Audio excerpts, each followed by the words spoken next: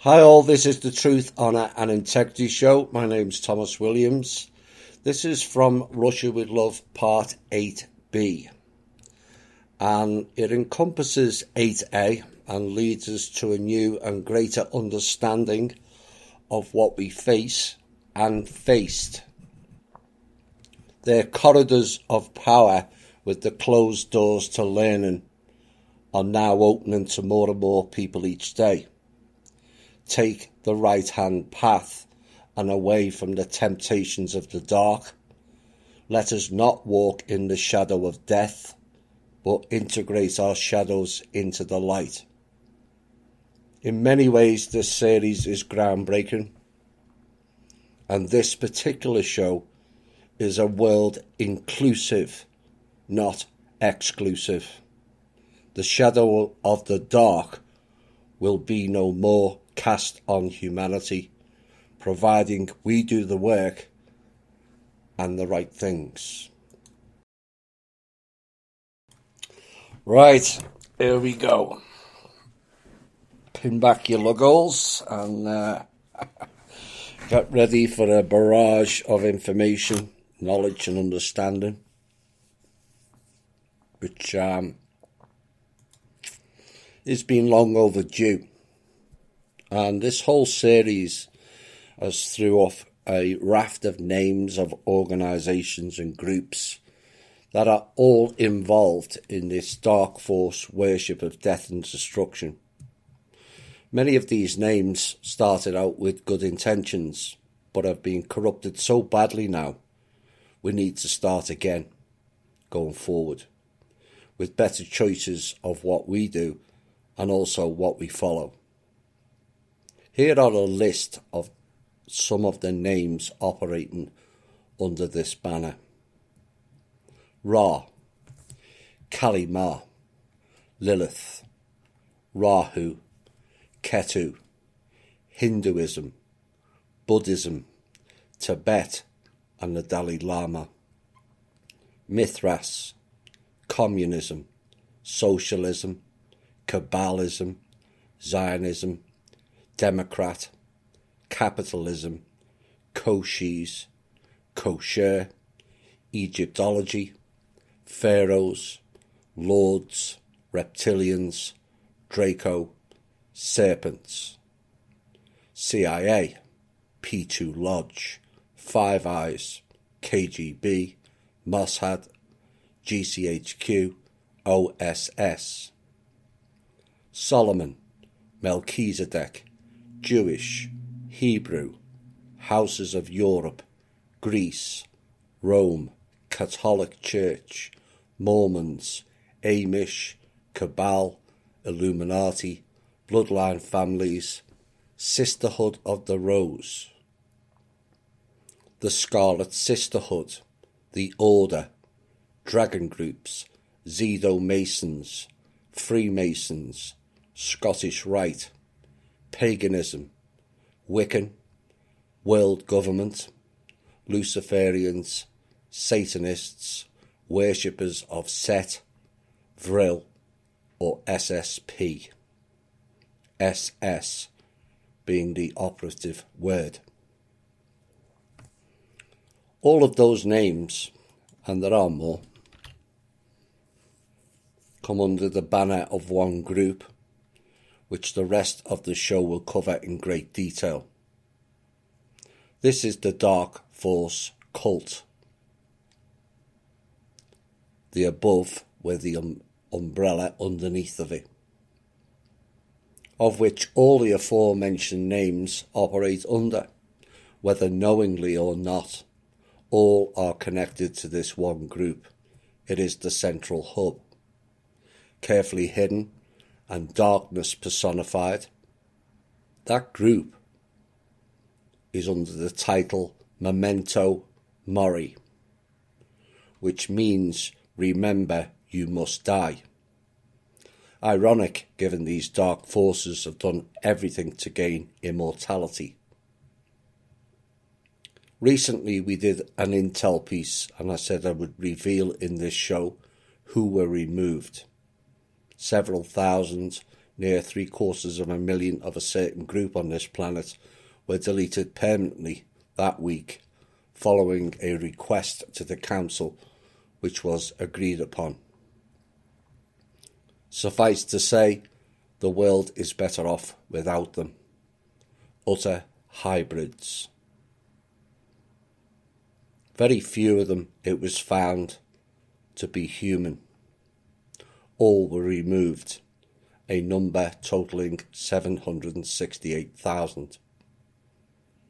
This group is known as the Order of the Black Sun. This is their philosophy and their manifesto. I guess that song has a complete different meaning now. You will see why.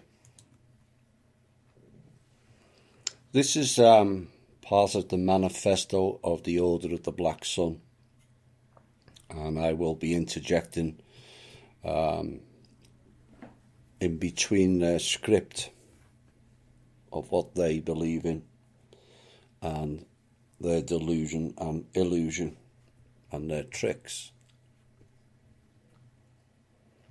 The dark side disciple should keep certain symbols at hand, the black suns, the skulls, black robes, etc., as reminders that he will die. Indeed, these symbols are a reminder that everything in existence, ourselves, our friends, families, tribes, races, our civilizations, species, our planet, our sun, our galaxy, our entire universe, is doomed to destruction. This is what these people think. As the ancient Chinese sages said, when asked for a saying that is true in all times and places, this too shall pass. Nothing in this world is eternal. The fate of everything is darkness. Nothing can escape its destiny in the void of the black sun. Unlike the modern light-sider who lives in denial and mortal fear of this reality, the dark-sider embraces it, takes dark inspiration from it, reminds himself of it often and pays tribute to it by his devotion to symbols of death, such as the black sun. Thus do we revive the ancient tradition of memento mori, the practice of keeping death imagery at hand as a reminder of our mortality, common since ancient times but forgotten in the modern age. We use these symbols not simply as gloomy reminders, but to glorify the power of death, universal destruction, and ourselves as dead men walking under the black sun. We also use them as a challenge to ourselves to always strive to achieve immortality and defeat death before it defeats us. The key in that is the term dead men walking. That is giving you a heads up to the dark infested spirit world that we covered in the last show and several others. The world is dying, they say. The world is dying. Well, you're all going to die. The first terrible truth of our creed is the understanding that a formed world is dying and is indeed doomed to the materialistic modern mind, steeped in white sunnite notions like progress and saving the world. This may be the most terrifying truth of all. But it's not always been so. In many metaphysical traditions throughout history, there has been a belief in an apocalypse or an end of days. A moment when humanity perishes, the world is destroyed, the gods die, time itself comes to an end, and the universe is abolished. Yes, all as promoted by disciples of this cult, known as the prophets. They were not prophecies they brought forward. They were trying to bring forth by word spell magic their plans, not prophecies. Big difference. And this is describing the Armageddon they speak of, whereby only one group of people are saved, the Hebrew people, the chosen ones. On Judgment Day, their folly will all be laid to bear. Having passed over their karma onto all the other peoples around the world, their day of atonement, it will all come home to roost. This idea is a manifestation of Black Sun consciousness, which has recurred in such forms as the biblical book of Revelation, the Islamic Day of Judgment, the Norse Ragnarok, the Hindu Shiva dance, and the Aztec fifth sun. Even modern science now posits that the cosmos is dissolving and will eventually go dark and return to the void. But except modern science is wrapped into this cult also. Don't go along with their belief. You get no more grants. That's how it works. This piece also shows how they invaded and infested every culture and tribal group. The first written testament of the philosophy, symbology, sorcery, and ideology of Kamud Dun, the Shadow Path, the foundational book of Borzum Ghazal, Order of the Black Sun, which encompasses all others' orders and ideologies propagated previously by the Dark Lords. So what they are telling you here, they are the umbrella for all the other organisations operating under this cult of darkness. This book documents the manifestations of the Black Sun's power in our thoughts, our lives, and the world at large. It is a written first testament, that word again, of the philosophy, symbology, sorcery, and ideology of the Kamud Dun, Kamud-Dun, as conceived and practiced at our Black Sanctum. As the founders of this order, we record these thoughts so others may know why it came into existence and what its terrible truths consist of. We offer this book not as idle philosophy or mysticism, but as a call to re-examine reality and your place within it. It comes from the endarkened minds who have had close encounters with the Black Sun power and returned as darker, stranger beings with a message for others. For we have walked under the shadow for many years and wish to convey some of what we've learned to those who would follow in our footsteps. You're not supposed to walk under or ignore your shadow sides, but integrate them. No integration is the path of the dark. That's how they play. In the world of shadow-blind sleepers, may this book awaken a chosen few, open their third eyes to the Black Sun, and bring them under its shadow. The shadow work and the inner work, some in the alt media have stated, wasn't necessary. What this is stating is, those that don't integrate their shadows become more and more susceptible to the dark. Oops. May it inspire them to join the ranks of our invisible empire and leave behind the white sunlit world of illusions forever. May the Black Sun burn a hole in your mind as it has ours, giving you the eyes to see a new path and a strength to walk it onwards forever into the infinite darkness. Borzum Rak Am Chod. Black Sun power to you. One empire, one brotherhood. Black Sunnites are a loose brotherhood of sects, cells and clans known as circles.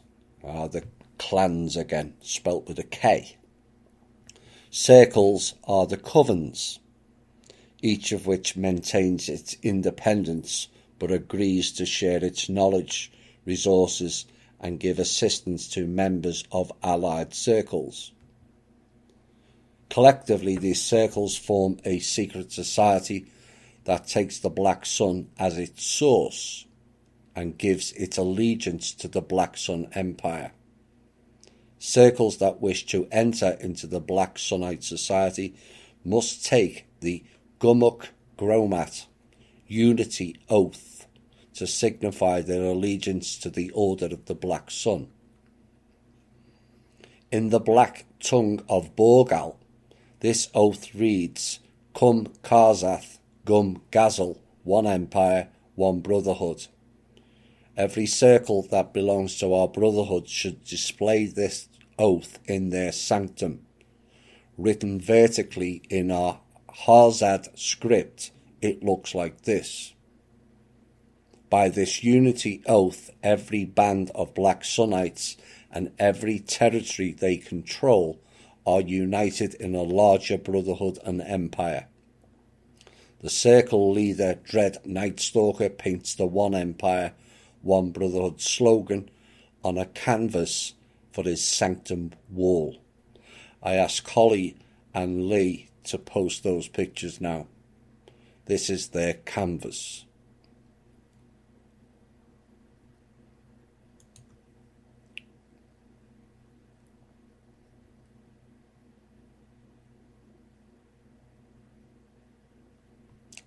As you may see, it's the Black Sun emblem.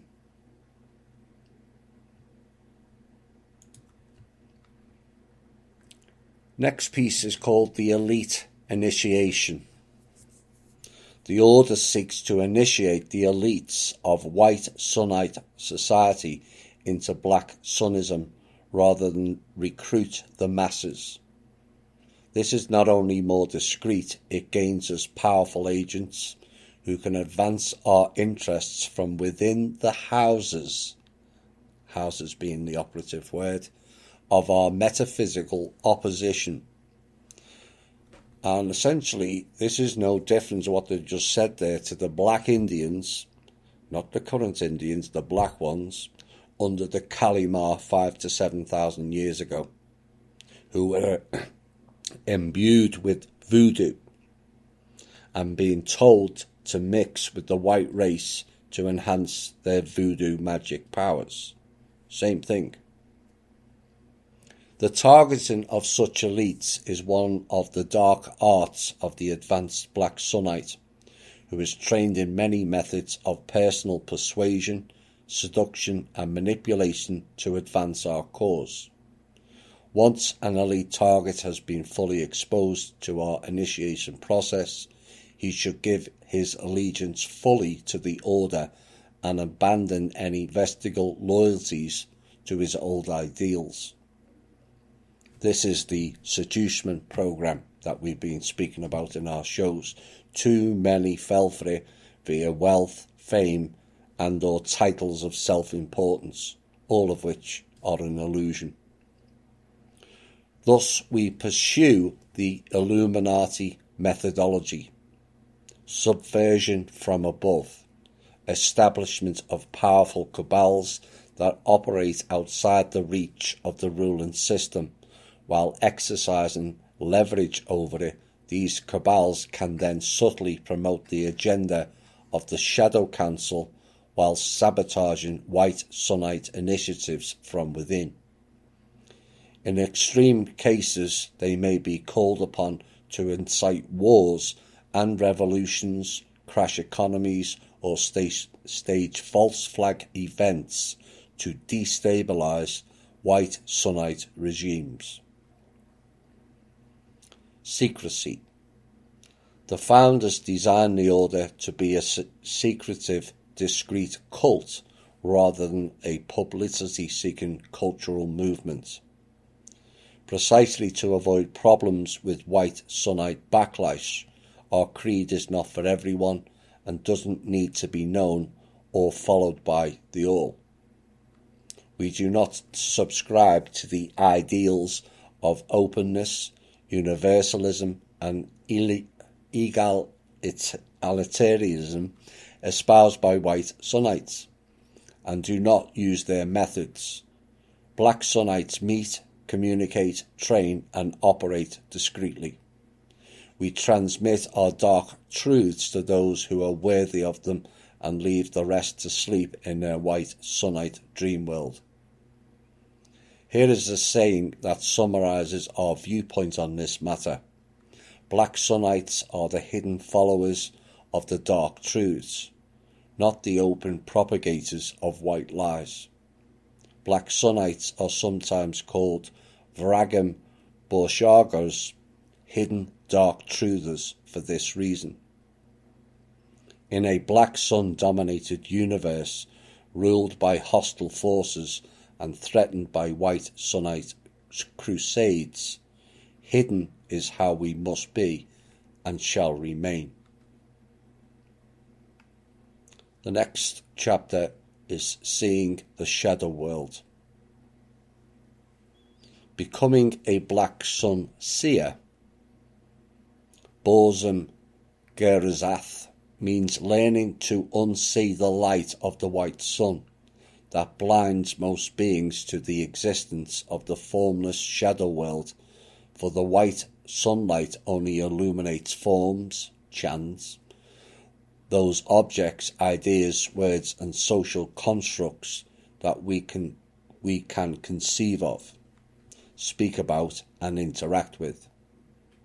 We say that the white sun is the source, Tozg, T-O-Z-G, which fills our minds with models of the world, our mundane sensory awareness, theories, philosophies, ideologies, religions, language and cultures. To the white Sunnite, these constructs are all that one should be concerned about. Anything outside of the white sunlit world is illusory, delusional, insignificant or evil. This is what I've been speaking about in the shows when I say people must see with quotation marks. All of us can see with the right application, not just the dark. Seeing with no quotation marks is not believing, as they have told you. Seeing with quotation marks is seeing the shadow world. To the white Sunnite, the map is the territory outside of which he has no interest in venturing. To the black Sunnite, this situation is inverted. The map is not the extent of our world, but a placid island of ignorance in the midst of black seas of infinity, which is a phrase from H.P. Lovecraft's book, another one of their people.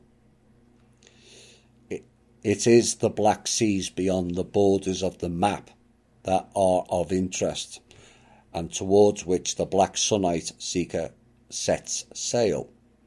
And it is the white sunlit forms which are illusory, delusional, insignificant or evil, signifying as they do only the extent of our mental limitations and cultural conditioning. What this is telling you is the map is the boundary. It's not that is the illusion. Those that stay in the map are boxing themselves in. Open the box and walk through the doors.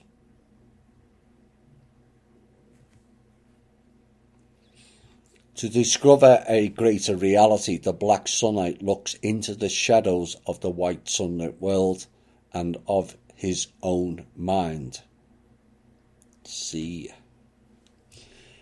Here we are speaking about the metaphysical concept of Thul's two worlds. The white sunlit formed world of Malzam Agam Thul, white lit world, and the unlit formless realm of Kamud Thul, shadow world. You see, they're recognizing the two worlds. They think they're the only ones who can see both. Their arrogance was their downfall. The white sunlit world is where almost all beings spend almost all of their time. The shadow world is where only a few mystics, magicians, madmen and prophets dare to venture. But this dichotomy of the two worlds is an ancient metaphysical idea that appears in many traditions. Below are some of the other descriptions of the two worlds from other traditions that show how universal this idea is. Castaneda's Tonal and Nagual, Plato's cave and the world outside the cave, Hinduism's Vyaktam and Avyaktam, Schopenhauer's world as representation and will, Buddhism's Teizokai, womb world, and Kongokai, diamond realm, Kabbalism's Or, divine light, and Ein Sof, the infinite, Gödel's provable and unprovable theorems of mathematical logic, Taoism's 10,000 Things and the Tao, Kenneth Grant's Universe A and Universe B, Huxley's Ordinary Mind and the Mind at Large, Islam's Seen and Unseen Worlds, and Shamanism's World and Other World, and Kant's Phenomenon and Noumenon, Lovecraft's Placid Island of Ignorance and the Black Seas of Infinity, quantum physics observables, and the wave function. Our notion of two worlds is thus in general agreement with many other traditions and is not particularly radical or strange. What is radical and strange are the dominant ideologies of this age of enlightenment, which posit a world that is only knowable through reason, language and sensory input, and which depreciate or deny the existence and power of any other world. Interesting, they use the term enlightenment. Like everything else, they work both sides. Like war, boogeyman and saviour, yin and yang, they are both and all, or were. That dominance is waning fast now. It is this persuasive delusion that the black sun seer must see through, but to do so requires a great deal of unlearning and unseeing, for the mental constructs most of us have been conditioned with in this culture are designed to draw your attention only to the white sunlit world, leaving us totally blind to the existence of the shadow world. And this is why the perception of the shadow world usually comes as such a shock and feels like such a cataclysm. It renders a part or a conditioned inner landscape like an unidentified mental object and an intrusion from an alien world that threatens to destroy our own. Really. Telling you there and then. Except we are the aliens. They think they own everything. That's why when you move to another country and you don't have papers, illegal alien. It's all in the words. It is this perception that we symbolize by the black sun, a portal into an incomprehensible outer dimension that we didn't previously suspect existed, suddenly opening before us, threatening to devour our inner space like a black hole devours outer space. What these clowns don't know is the other side of a black hole is a white hole into a different time-space. This is their arrogance. And this is what science calls the Big Bang. It's not a Big Bang at all, but an infusion of light, particles and matter infused into and onto a new canvas. Imagination does the rest. This perception is what the initiated black sun seer signifies by putting a black spot on the forehead between his eyes. Oops. Marking him as one of those rare beings who has opened his third eye, Zawat Gral, to the existence of the shadow world and now walks under the black sun. And which culture replicates the dark spot on the forehead? We're back to From Russia with Love 1 again. India. And they have no idea what they are inferring. It's the mark of the beast.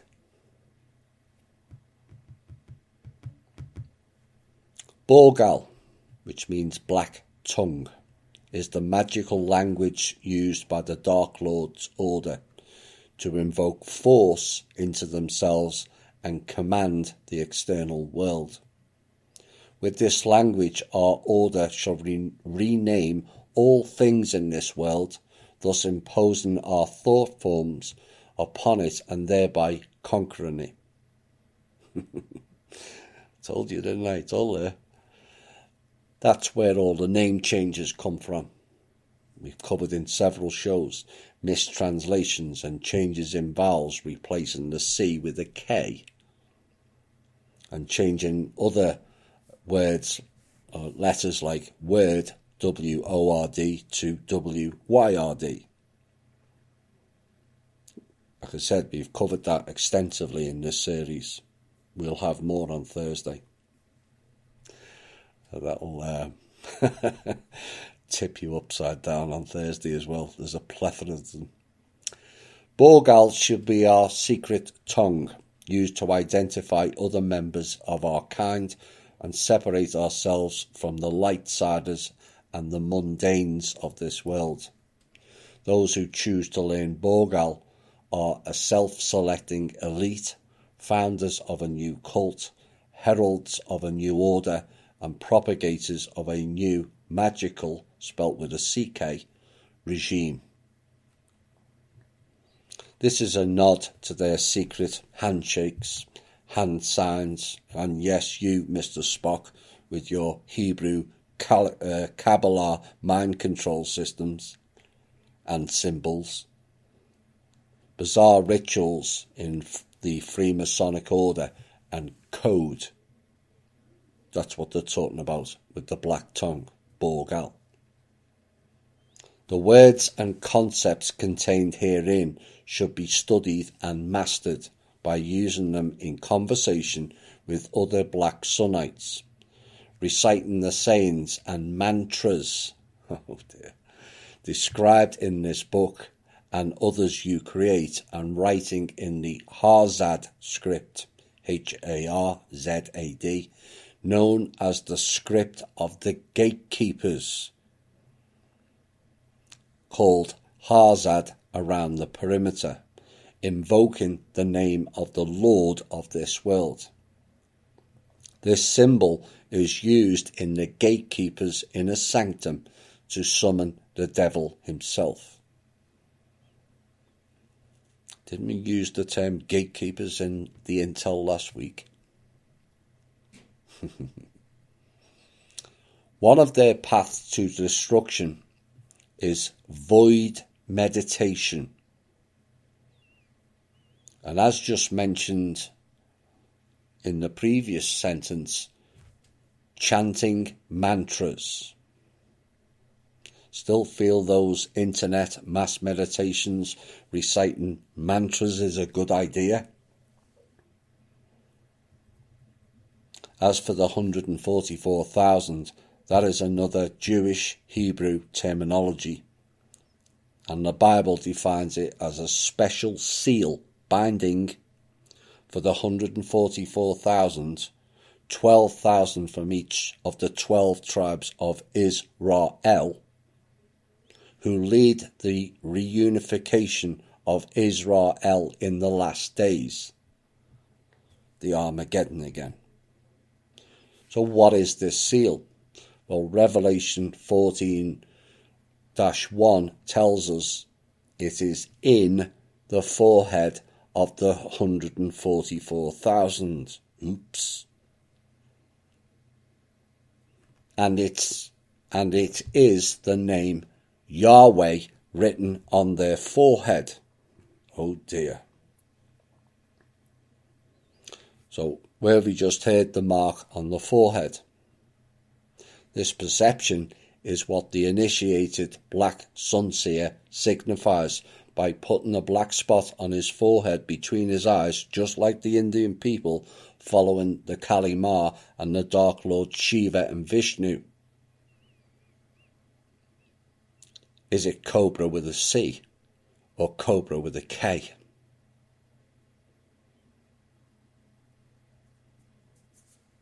Cobra with a K was a dark Indian cult.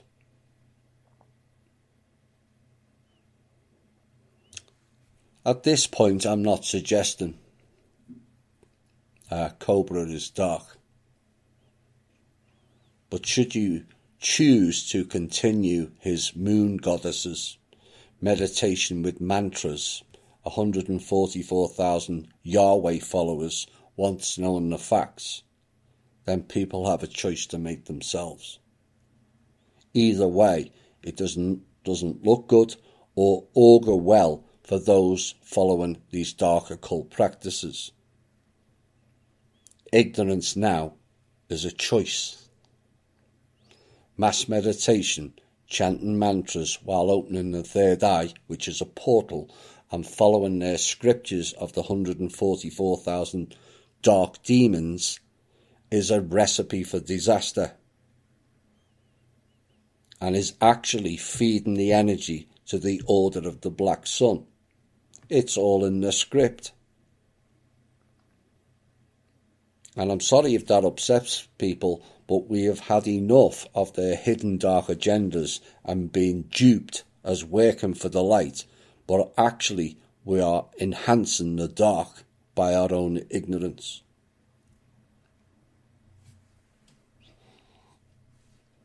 Oops.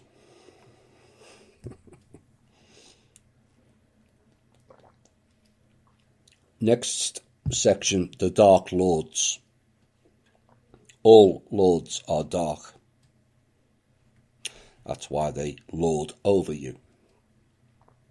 The Dark Lords are the leaders of an intergalactic order of black magicians dedicated to establishing the evil empire in our time. In their many books, they explore the implications of a universe ruled by the dark force, Diaboli, and the Black Sun. For the individual seeker, cults of the dark side and civilization as a whole, from their black temple, they are unlocking the secrets of magic, spelt with a CK again, and masterminding a new order. New World Order. A new age. Interesting terminology. And a new regime of power, merging metaphysical currents such as Sithism, Satanism, Black Sunism, Diabolism, and Dark Taoism. They are bringing all the dark side sects onto this planet under the shadow of their black magicrosy.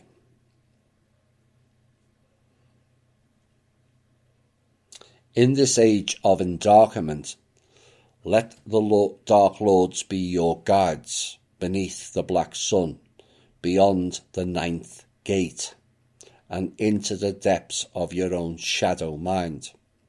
As they say in their black tongue, Thul Ash Ernuk, the world is ours.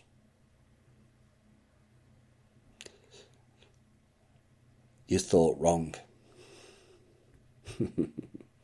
You thought wrong.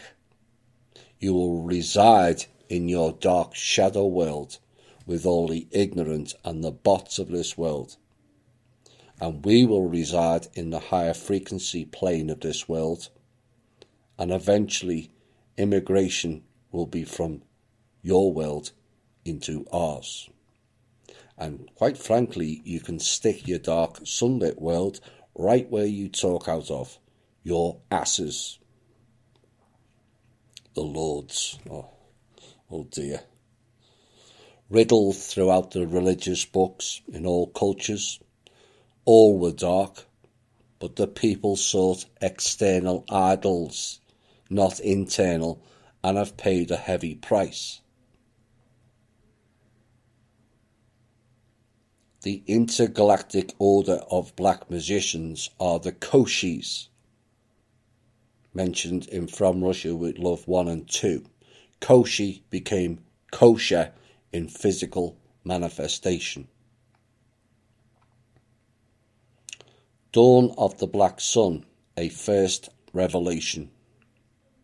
Dark Lord Karzathor first began to perceive the Black Sun strongly sometime in 2010 of the old calendar, more than a year before the declaration of the Imperial Year 1, 2 years before 12/21/12, and 7 years before the Black Sunrise event. That Black Sunrise event was the solar eclipse in America in August 2017. And this is why certain people were drawn to attend that event, some to harness its power, others to counteract it. The latter prevailed. At that time he began to write a series of essays to express the dark sense of inspiration that his newfound awareness had stirred in his soul and put him on the Black Sun path. This was part of his first essay. A great darkness is falling over mankind, for the shadow of the Black Sun is dawning anew upon the world. The age we are entering is going to shatter the minds of all believers in religions of progress and benevolent gods. Yet for those who are forward-thinking reactionaries who can adapt to a transformed world, it will be an age of unprecedented opportunity. To survive and thrive in the new dark age, you will first need to decondition yourself from a lifetime of cultural programming, which has implanted insidious memes like progress, justice, equality, and liberty deep within your mind. Those are the memes of another age, born of a brief orgy of fossil-fueled indulgence and progressive hubris that has no future. I guess they're stupid as well as arrogant, as it's not fossil fuels, dipshits. In the aeon of the Black Sun, you must relearn the hard wisdom of your ancestors and the answer to the riddle of steel. Like Conan the Barbarian, you must reclaim your right to be sinister and to take what you want by right of conquest and superior will. For in the Black Sun aeon, the weak of will shall perish and the meek shall simply die. In the Black Sun aeon, there will be no valid governing principle, save superior power. In the Black Sun Aeon, there will be no universal brotherhood of man, only warring races, tribes, nations, and orders without end. That Aeon ended in 2012, whether they like that or not. Their timeline is over. And more now are being exposed and exposing themselves. Their dark mirror magic is failing, and their hidden masks are peeling off and being exposed to the light. Like cockroaches, they don't like the light. And why it is important you all shine your light like beacons. For a bittersweet taste of the new Dark Age, watch the original Conan movie and read the works of the Black Sun visionary Robert E. Howard. Here was a man who understood the dark and timeless truths of human nature and brought them viscerally to life to the delight of denizens of our ever so ignorant age of enlightenment. When the shadow of the Black Sun falls, everything you've been conditioned to believe about man, civilization, and the cosmos by religious and philosophers of the light will be revealed as pure fabrication. The inversion mirror tactic they use so well, accusing others of doing what they did, and you will see it repeatedly in their narrative, making out the religions and the philosophers are of light. No, they're all controlled by them. Modern man will be forced to relearn what ancient people never forgot, that nature, including man, is cruel, capricious, diabolical, and adversarial. And at its core, yes, I agree. But this group and all the other names it goes by kind of stack the deck of bullshittery, violence, and scarcity. And yes, we will relearn not their ways and false his story, but chart a path of a better world with our story. Theirs failed. Never forget that. Progress mongers who thought man had nurtured nature and turned the corner on the old evils forever will find themselves psychically defenceless and morally bankrupt in the new Dark Age. By the same token, those who have been marginalised today by white sun civilization gatekeepers, the myriad militants, extremists, fanatics and cultists whose voice are becoming a cacophony too shrill to ignore, will find in the fall of the shadow their finest hour. As you can see, they were lied to also. You have reigned in the dark period for the last 1,000 years. The night of the Svarog. In fact, most of the last 13, if not 78,000 years, you reigned. And still failed to take us and prosper. We never gave up. You just became arrogant. That is and was your downfall. Along with believing all the Dark Order lies spread out over the centuries. As a poet once said in a rather different context, the first one now will later be last, for the times they are a-changing. If you speak this way to true believers stuck in the old aeon, you will be dismissed as a madman, a deranged misanthrope in the mould of Nietzsche, Lovecraft or Hitler. But in reality, such men were dark prophets with more insight into the human condition than any Abrahamic holy man. Now that doom is at our doorstep and the shadow looms over us all, Their revelations are as religion for a new and darkened age. The Abrahamic cult was another one of their creations. Sleight of hand, you see. So let's sing to the prophets of darkness, the dark universe itself, and the dark places within our souls, as the world is once again eclipsed by shadow, and the Black Sun armies march as in the days of old.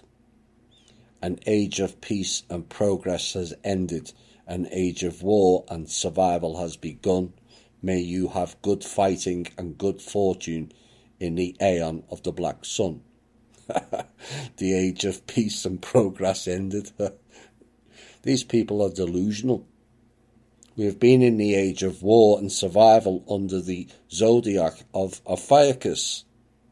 That period is ending, and a new one will emerge.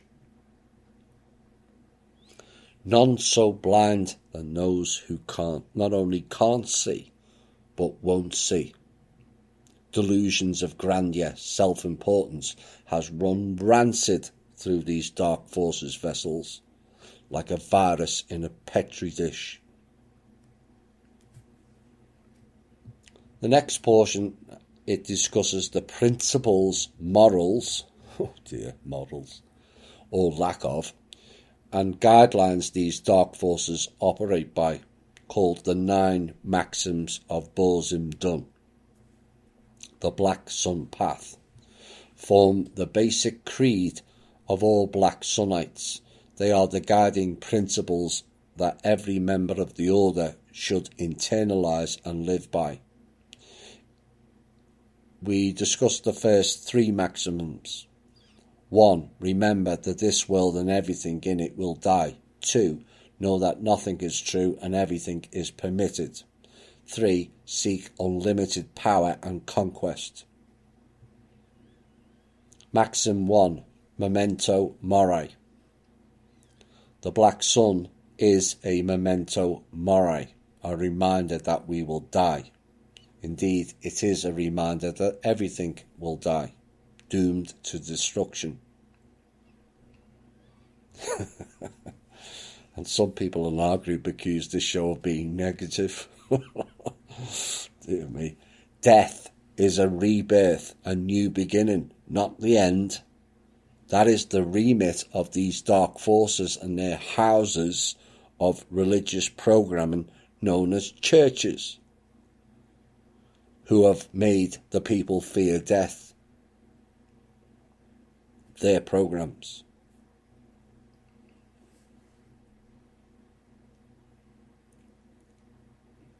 The fate of everything is darkness. Nothing can escape its destiny in the void of the Black Sun. Unlike the modern white Sunnite who lives in denial and mortal fear for this reality, the Black Sunnite embraces it and takes dark inspiration from it, reminds him of it often and pays tribute to it by his devotion to the Bozim symbol. Like this show has stated all along, everything has been inverted. Everybody is being lied to, including these delusional half-wits. Thus do we revive the ancient tradition of the memento mori, the practice of keeping death imagery at hand, such as skulls, bones and graves, as a reminder of our mortality, which was common since ancient times but were forgotten in the modern age. I guess they forgot about one of their disciple groups called the Skull and Bones then. They clearly never forgot. We used the symbol of the Black Sun for a similar purpose, but a different slant than the White Sunnites, to glorify the power of death, universal destruction, and ourselves walking as dead men under the Black Sun. Well, at least he got one thing right. Dead men walking. TikTok. Maxim 2. Nihilism. Philosophically, we are nihilists. We believe that all model philosophies are a collection of words and concepts which are negated by the reality of the black sun-dominated universe. The inevitable extinction of life, the death of stars, the diffusion of galaxies, the disintegration of matter, and the return of this verse to the void from whence it came, all undermine the authority of any values, models, or laws of which we can conceive. Just as the black hole is divided by zero error in the equations of cosmology, the black sun is divided by zero error in the reasoning of the model philosophers. Perhaps someone forgot to tell them energy cannot be destroyed, only transformed. And as for the outdated black hole theory, it only consumes. That is for the realms of science fiction. Like I said, the other side of a black hole, there is a white hole. Oops. And essentially what that signifies is the white hole is in another universe, another time-space, and so expansion continues. Essentially, the material is entering a different time-space and also a frequency zone. They go on.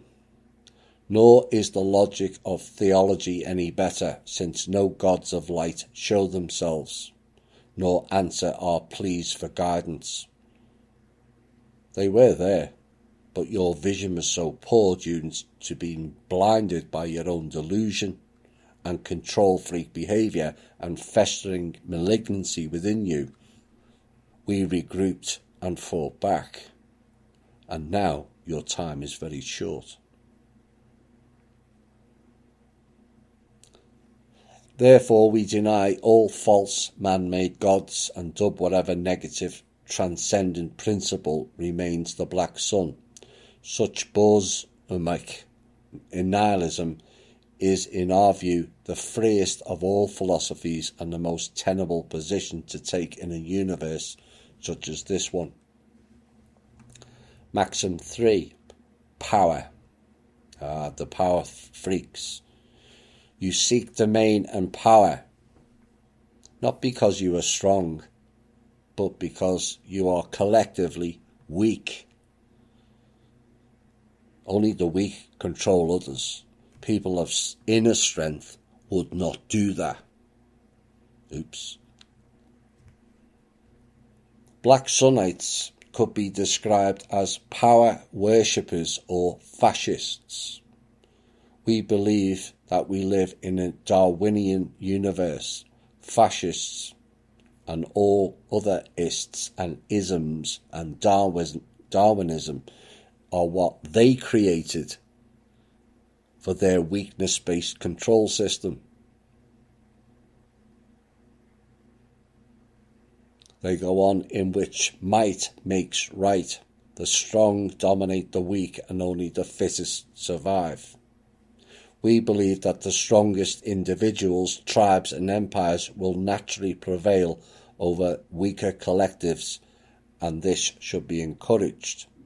We believe that every individual should strive for inner development and empowerment, and that every collective is measured by the personal power of its individuals. We understand that there is no cosmic reward for pursuing any ideal of justice, liberty or equality that denies the realities of the Bosmic Thrafel, black sunnish universe. We believe that all political ideologies not rooted in nihilistic black sun philosophy are arbitrary, transient delusions. Our politics is the politics of destruction of all false ideologies, hopes and creeds, and the elevation of will, vitality and power as the supreme political expressions of human nature in this hostile universe. In Bolshevik ideology, the emphasis is on the will and imagination, not on reason, reality or morality, because only the former can fill the void of existence in a black sun-dominated cosmos. We seek to master and mould the universe to our liking according to our Bolshevik inspiration, not according to the dictates of some false god of light or bogus moralism. Liberated and endarkened, each one of us is a potential emperor and conqueror of the world, who may attract legions of followers who wish to share in our conquests. Unlimited power, unlimited conquest, unlimited triumph of the will. Let this be the credo of the Black Sunite sorcerer and the anti-philosopher. Fairly staggering rhetoric, that. With all the extra tools the Dark has or had, no limitations on the rules the Dark had. More dark energy than light energy, the fractal virus, trickery in the physical and non-physical realms, and the endless supply of demons to do their dirty work. And yet they still failed to break this version of man or the vessel. That must hurt. Well, I hope you like lemons, because you're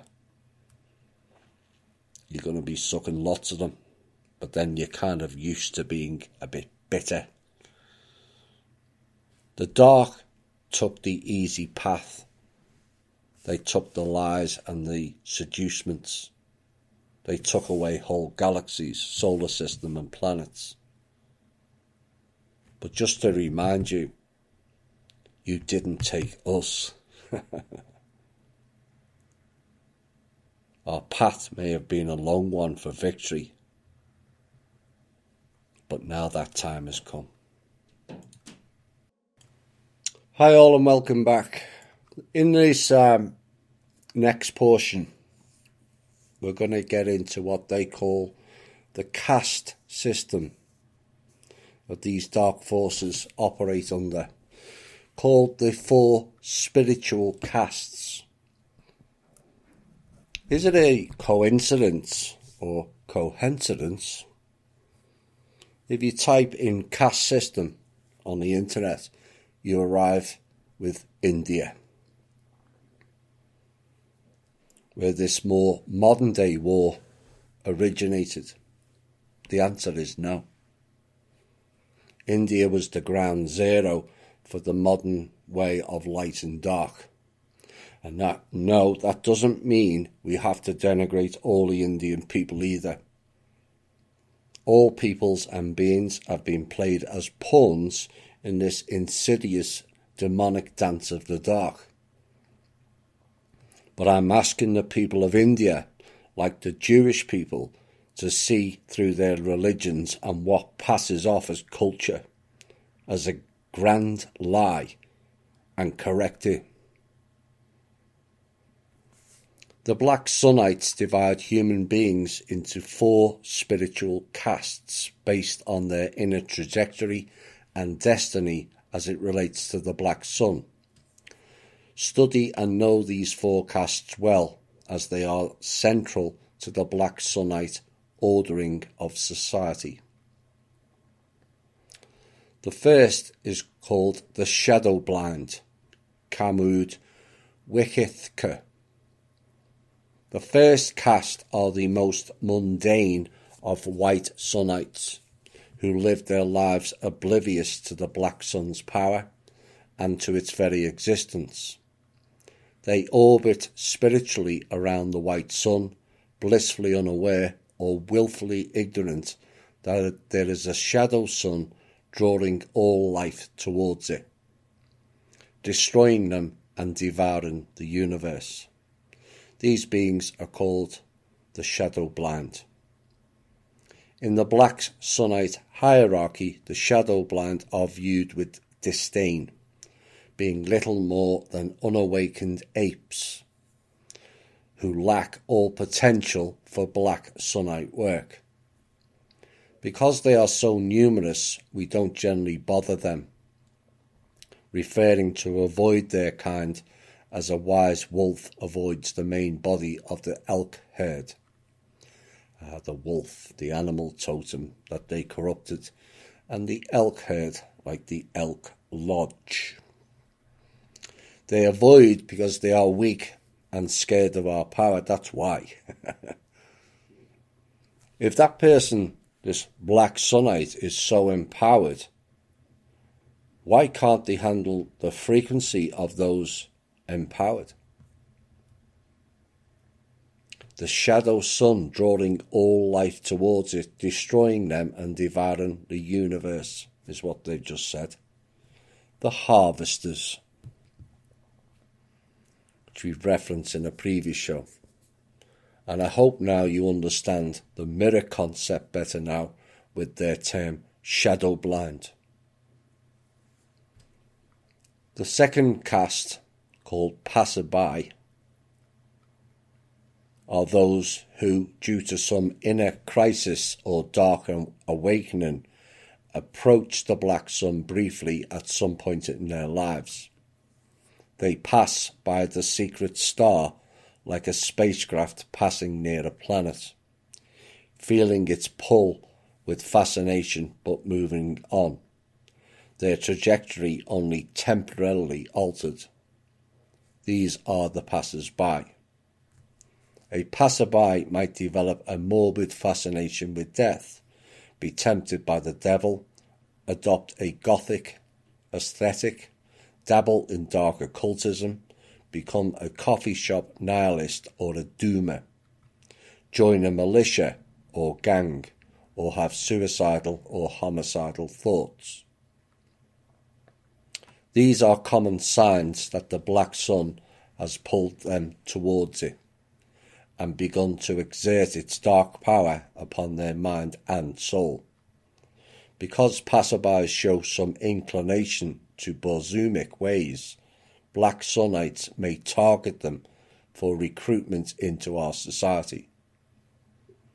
Though they are usually only dabblers who soon return to the white sunite ways, while they are in that phase, they can sometimes be recruited as black agents and made use of.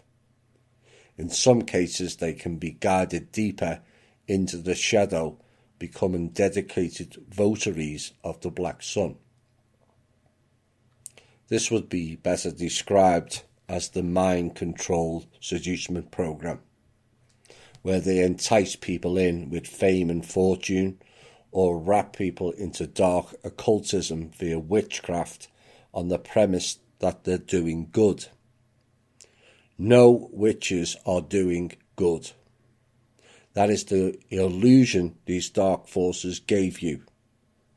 No matter what your intentions are, it is the fishing technique where they reel you in and you don't see the hook until it's too late. Caste 3, orbiters, are those who are more profoundly attracted to the black sun, becoming drawn into a long-term orbit around it. We call these the Zikirakaths. Orbiters are permanently transformed beings, for their proximity to the shadow sun means they constantly feel its pull and perceive its vril. Now, vril energy can be used for light or dark purposes. The vril energy is what powered the Vitmanas and Vitmara spacecraft we had here 110,000 years ago. The orbiters are the lay followers and lower level black sunite initiates whose lives revolve around the black sun's power in some way. Orbiters are a rare breed, perhaps 1 in 100 or rarer. They can be found in many guises: artists, religious devotees, soul dyers, philosophers, politicians, criminals, businessmen, and terrorists. But they all have an inward dedication to a dark path and a dark power. It is the desire for power through being weak is what wraps these people into the sewer. Most in this caste aren't consciously aware that they are beholden to the Black Sun. They may use some other name for their source of allegiance, such as God, Satan, Allah, or death, the dark force in nature or power, or simply follow their source instinctively without giving it a name. To look for an orbiter, look for one who has a focused life, an inner strength, and a certain disturbing or sinister nature. The ability to spot just such beings takes experience and intuition. The more advanced you are in the caste hierarchy, the more easily you'll be able to spot them. This also works for us as well, on the frequency an individual puts out. Like attracts like. And we mentioned this recently about a certain other Facebook group, and some members expressed disbelief or disappointment. Certain people joined that hate group. No, it's not a surprise. Their masks wore off and they joined their level. And that is where those people are in their terms of development of the self. It is said that orbiters are not typically found among wild criminals, drug addicts, and the dregs of society. In fact, they are often upstanding and successful citizens who keep their dark allegiances very private. A bit like politicians. Our challenge as Black Sunites is to locate such beings and recruit them into our order by awakening them to the true source and nature of their path. At the same time, we must groom our own orbiters in the form of black agents, acolytes, and the Black Knights of the Order. The Shadow Bound. The fourth caste are the rarest of beings who pass entirely into the Black Sun, immersing themselves in its shadow and leaving the white Sunite world behind forever. These are the Shadow Lords and the Black Emperors, who have made the Zambran Zath, lightless realm, their permanent abode and kingdom. We call those who have entered fully into the Shadow's embrace the Kamud Narkith, the Shadow Bound. And there you have it. They are telling you the value of shadow work. Those shadows that are not integrated are like beacons in their world. And it's something they can capture you by. And like Solomon did, testaments and covenants have the same meaning, to bind. They have something to bind or bound you by, and from that there is little to no chance of escape, as this next sentence states. The shadow-bound can be compared to denizens inside a black hole from which nothing escapes and no light is emitted. They are trapped spiritually within the horizon of the Black Sun, with no hope of rescue and no way to communicate with those outside the sphere of pure shadow. To study under a Shadow Lord, one must enter the Black Sun oneself, becoming just as trapped into the lightless realm in the process. Thus the quest for the Shadow Lordship is a one-way journey into the spiritual void or into the realm of the living dead. Essentially, those people or beings are trapped in the astral realm, and also those in the underworld, as mentioned with the Nagas in the show on Sunday. They go on. Few people will ever encounter a shadow-bound being. They are 1 in a million or more. At this stage of the Order's development, we can count their number on the fingers of one hand with digits to spare. I wonder why. We have met many in our battles, and they all reside at what they thought was the top of the tree. They were wrong about that also.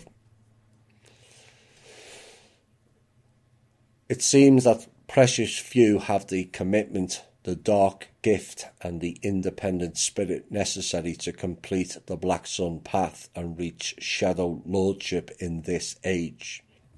No, it's only the few because the light fought back and decimated their numbers is why. And too few are believing their bullshit anymore.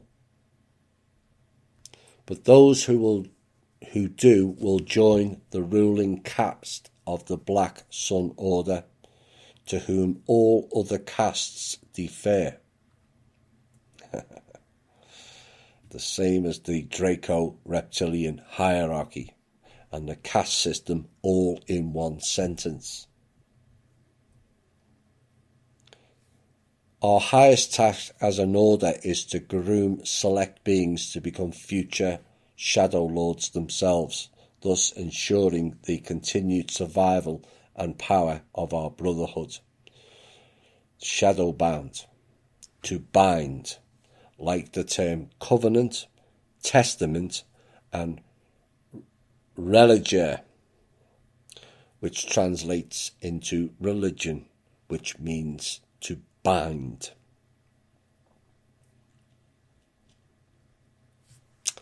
The next part brings in the Chinese, Japanese and Tibetan monks elements of the order, called the Legends of the Black Sun Scroll.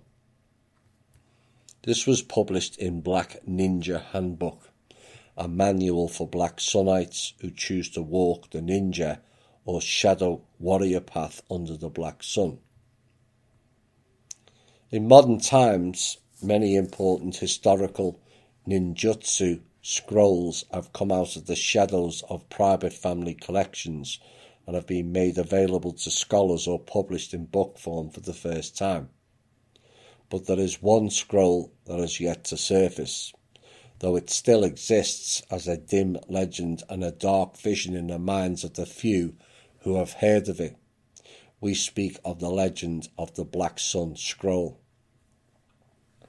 a document which describes the darkest arts of black ninjutsu, much as the Shoninki and the Benshin-Shuki describes the ways of white ninjutsu. The Black Sun Scroll is said to contain the secret lore of a ninja clan that originated as an Akuto, A-K-U-T-O, one of the evil band of thieves and bandits who terrorized ancient Japan. This is likely the origin of the modern group now known as the Yakuza. The meaning of the word Yakuza is the extreme path. It is said that some 600 years ago this band came under the influence of a mad Buddhist monk named Kanu, an adept of the Mikyo sect who had also trained with the Yamabushi mountain mystics, and the fanatical Sohei sect of warrior monks. And you all thought the monks of Tibet or elsewhere were about peace and harmony. That's another illusion smashed. Kano was obsessed with a vision of Kuru no Hai, the Black Sun, which he alone was apparently capable of perceiving. By his perception of the dark energies emanating from this invisible sun, the monk believed he had been given magical powers and prophetic abilities, but most people just thought he was mad. Yeah, they were right. Expelled from the orthodox Buddhist orders for his erratic nature, Kanu wandered the wilds of Japan, or another one, and the Exodus. A desperate man who resorted to begging and petty criminality to survive. That was when he came in contact with a band of thieves and mercenaries who, equally outcast and despised by conventional society, took him as their spiritual leader. Together, this unlikely band evolved into a bizarre cult led by an inspired madman who gave them an ideology that elevated their activities above common criminality and mercenary terrorism to an apocalyptic holy war. For Kanu saw the cult's activity in cosmic terms, he taught the white sun of the present age was dying. A black sun would soon rise that would cast the world into war and darkness, and the chaos cult spread was the will of the Dark Tao. In time, the cult settled down in a remote mountain village in Koka province, and there they constructed a temple known as Koron Oji, Black Sun Temple, where Kanu conducted services for the cultists. Yet again, another reference of all evil practices being ran out of a temple, like Solomon and Herod. And yet again, notice more of the names all beginning with the letter K again. Kanu began to record the cult's lore and his prophetic and magical insights in secret scrolls, magic spelt with a K again instead of a C, or with both, is a common practice of these dark occultists. Thus was born the Black Sun Scroll of Legend. By this time the cult had become a skilled band of mercenaries who conducted night raids, arson, theft and assassination for any warlord who would hire them. Thus they became one of the earliest and most notorious clans of Shinobi no Mono, stealers in ninja. Now, a ninja is a person trained in ancient Japanese martial arts and employed especially for espionage and assassinations. So, in essence, a mercenary group, hence Yakuza. After years of this way of life, the Black Sun clan, as they became known, made many powerful enemies and were eventually targeted for destruction. It seems that their decisive offence was propagating their heretical religion, which Kanu was now calling the Black Sun Zen, Black Shinto, or Dark Taoism. This religion then produced a breed of apocalyptic religious terrorists, shinobi, that terrified even the most powerful warlords who employed them. Finally, with the prodding of several religious authorities, a powerful Koka daimyo decided that the time had come to wipe out the Black Sun clan and end their fanatical cult forever. Soon a large force of samurai descended upon the clan's village, joined by an army of Sohai fighting monks, who saw it as their religious duty to wipe out the heretical evildoers. This is eerily reminiscent of the wars in Iraq and Afghanistan, of how the West gave them weapons and funds to fight Iran and Russia. Then they decided these people have gone too far now and we must eliminate them. They play both sides. Thus, according to the legend, Kuru no Hai temple and village were burned down by daimyo's men and all its members were put to the sword. The evil scrolls which the temple was said to contain also went up in flames, and with them some of the darkest flights of the human imagination and blackest magic ever conceived. The ancient books burned by fire. Now, I'm sure we've heard that before, repeated many times throughout their story. A common theme, But history and time proves that to be a lie time and time again. Then the legend also states that Kanu's scrolls weren't all destroyed on that violent and fiery night. The most sacred of the scrolls, Kuru no Hai no Makai, the Black Sun Scroll, was stolen out of the village by the clan's swiftest ninja and taken to a place of safekeeping. And there you have it. Like the Books of Alexandria, like the Reichstag fire, etc., etc., etc. It's all moved. Likely in the Vatican. The final prophecy of Kanu, it is said, was that the Black Sun Scroll would one day be rediscovered, its revelations proven true, and the cult of the Shinobi no Kuro no Hai, the Black Sun's ninjas, born anew. Whether any of this is true we cannot say, since the fate of the scroll is still unknown. However, we will note that shortly after the destruction of the temple, Japan was plunged into its Sengoku, or Warring States period.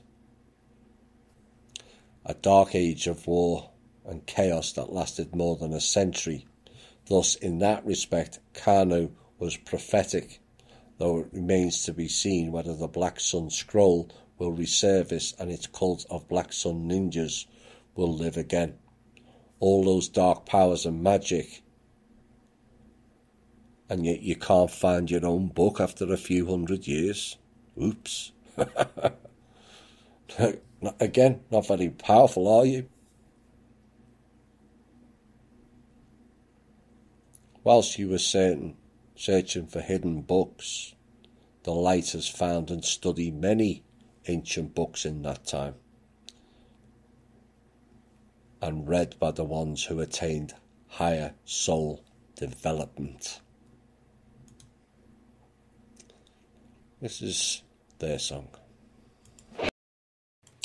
Hi all, and now we're going to start connecting some dots.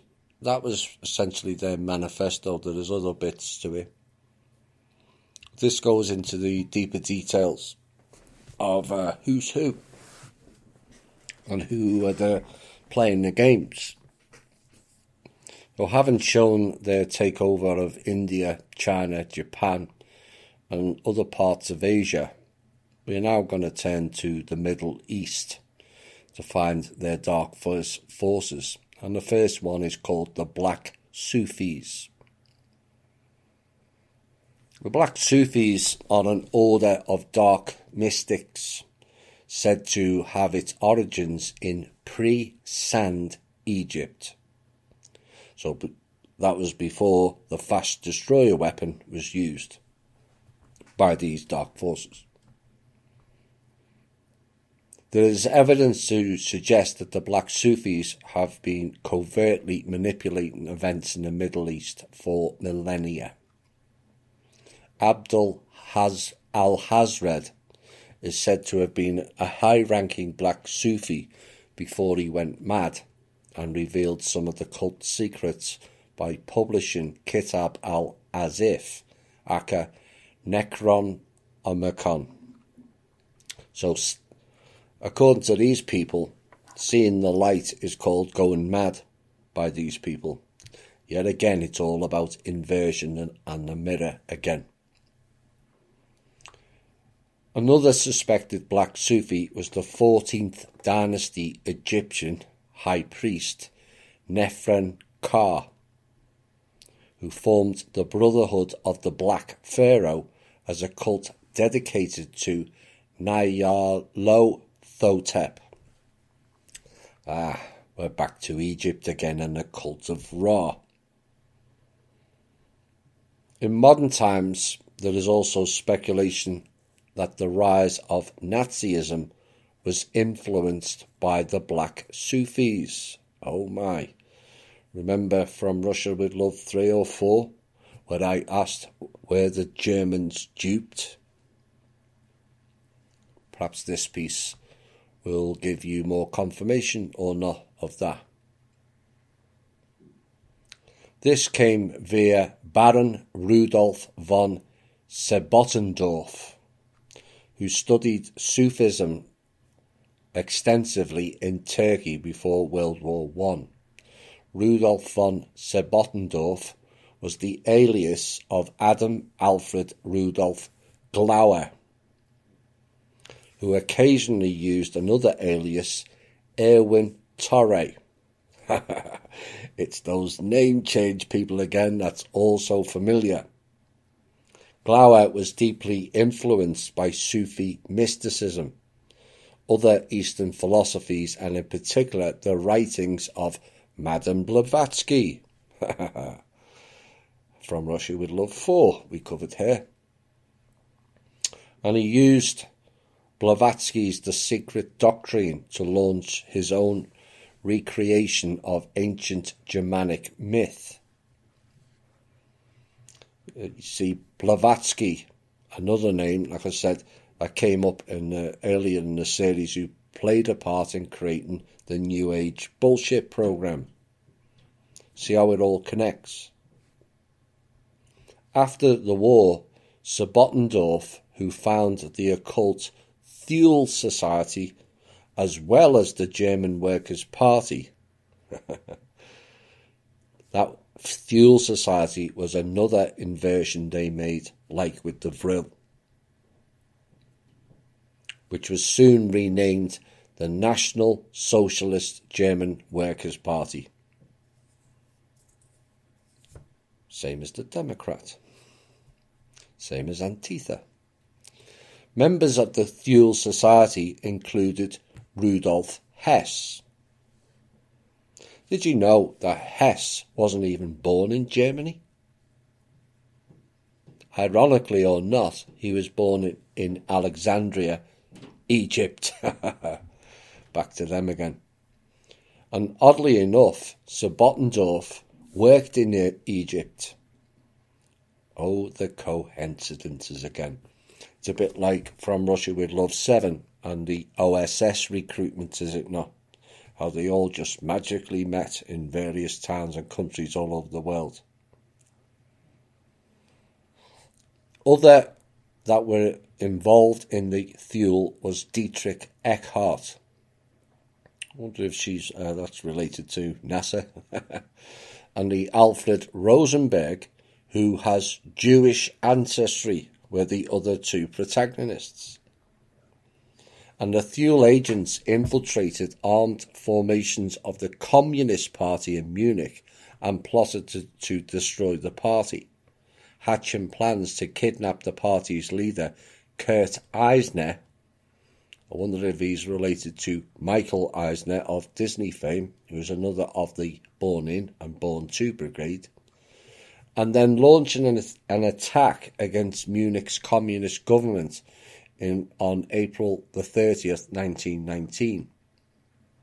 But remember, the Communist Party were the same Zionist dark forces that destroyed Russia around the same time. And what this was a hostile takeover of both Russia and Germany. Not done by Russians, not done by Germans.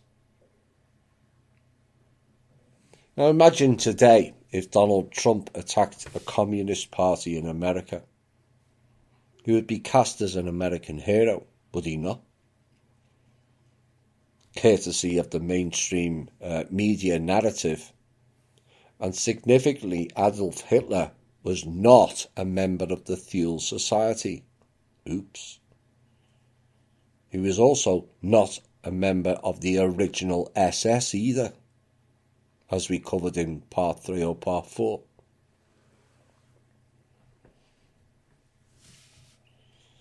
So here's another dot connector that ties this all in. You see, Rudolf von Sebottendorf was a Freemason, but more interestingly, he was a Sufi of the Bektashi order after his conversion to Islam.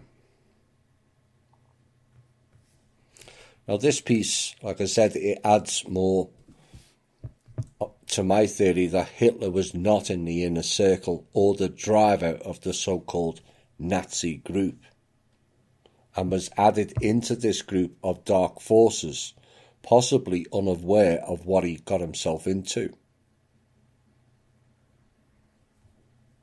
Over time, that will reveal itself. The same could apply to Chris Cornell doing the song Black Hole Sun. They get contracts and record deals and all this if you join the order. Then when you decide that you're not going to be part of that anymore, they take you out.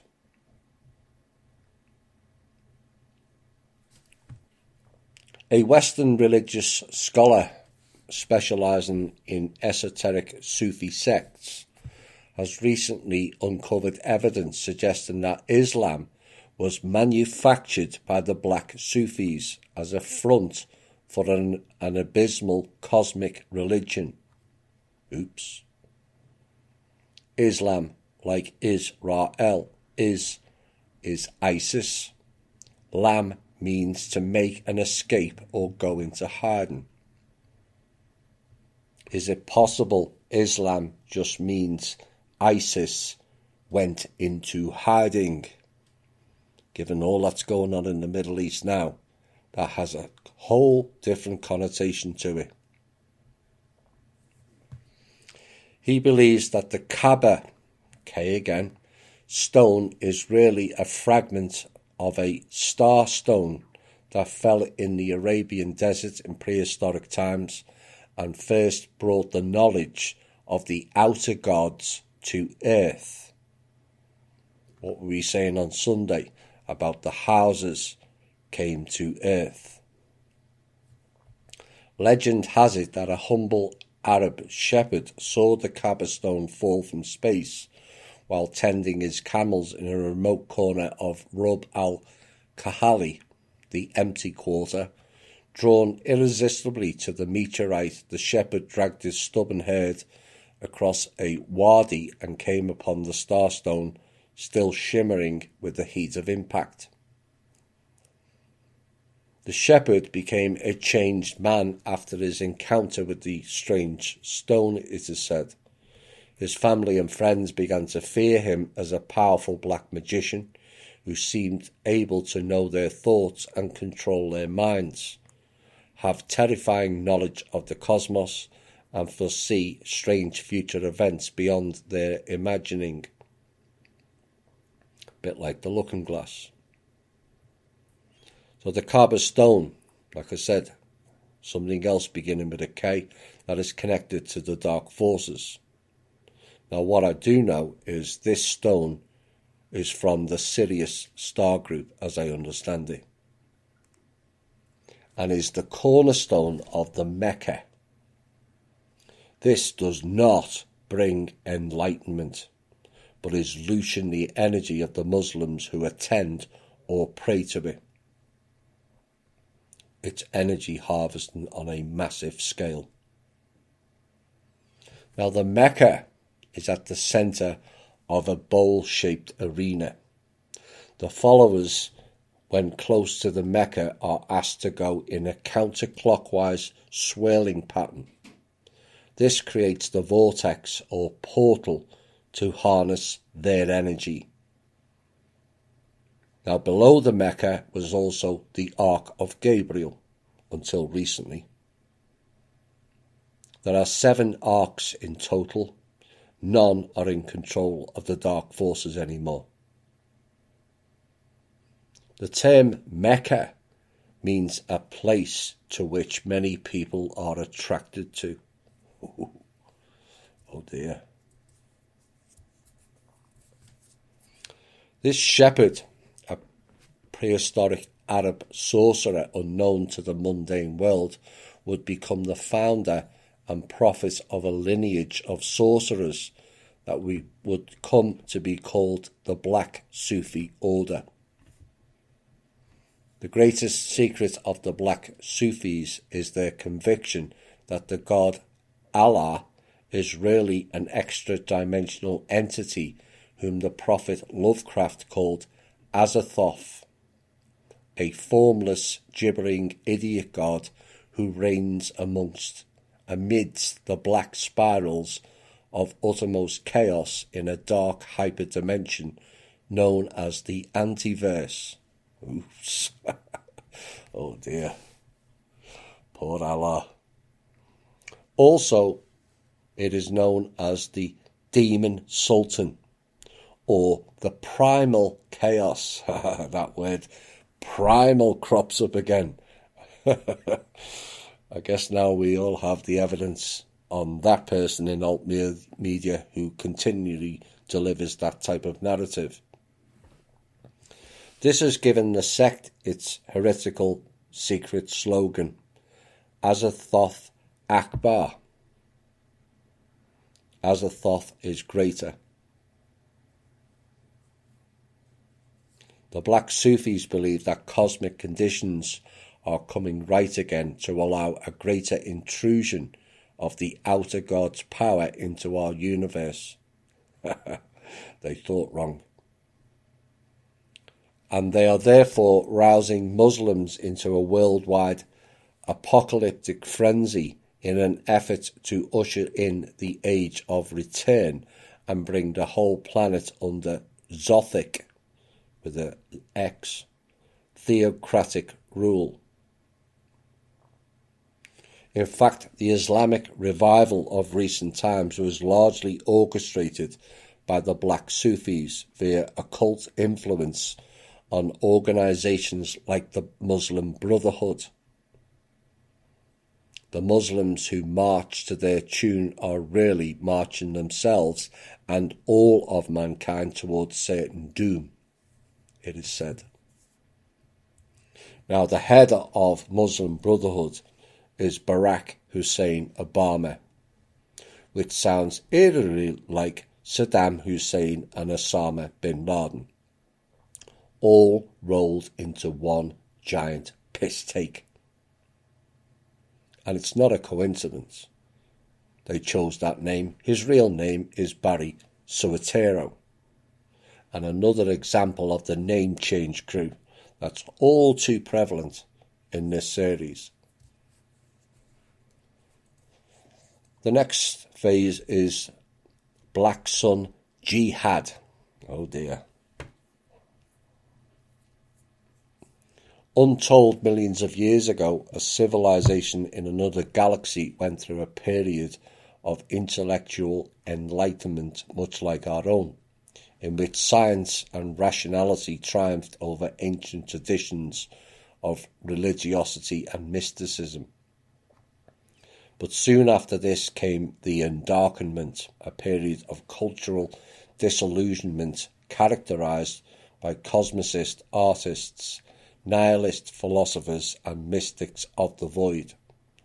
For them, the universe revealed by science turned out to be too strange, indifferent and doomed to be reconciled with notions of progress or cosmic benevolence.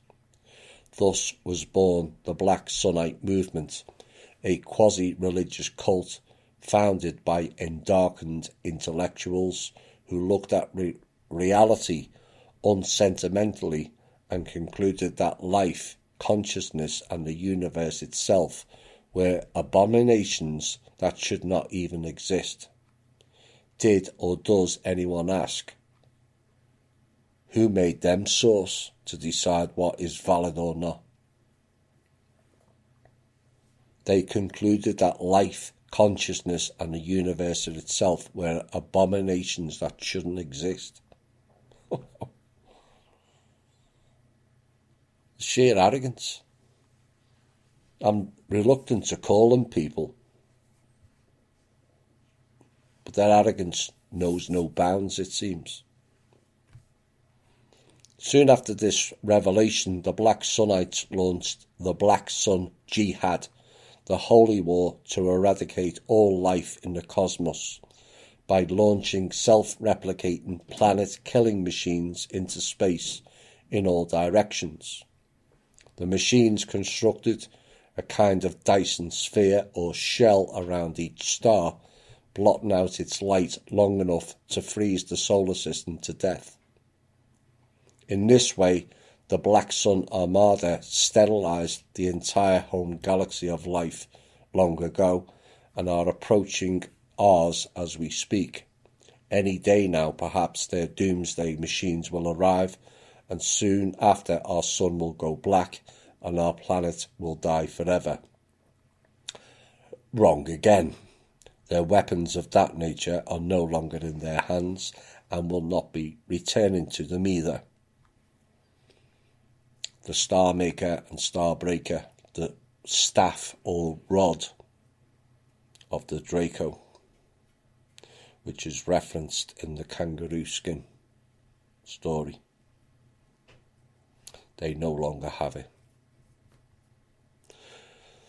The next section reveals the philosophies and former plots and wars, and this is called the Dark Universe.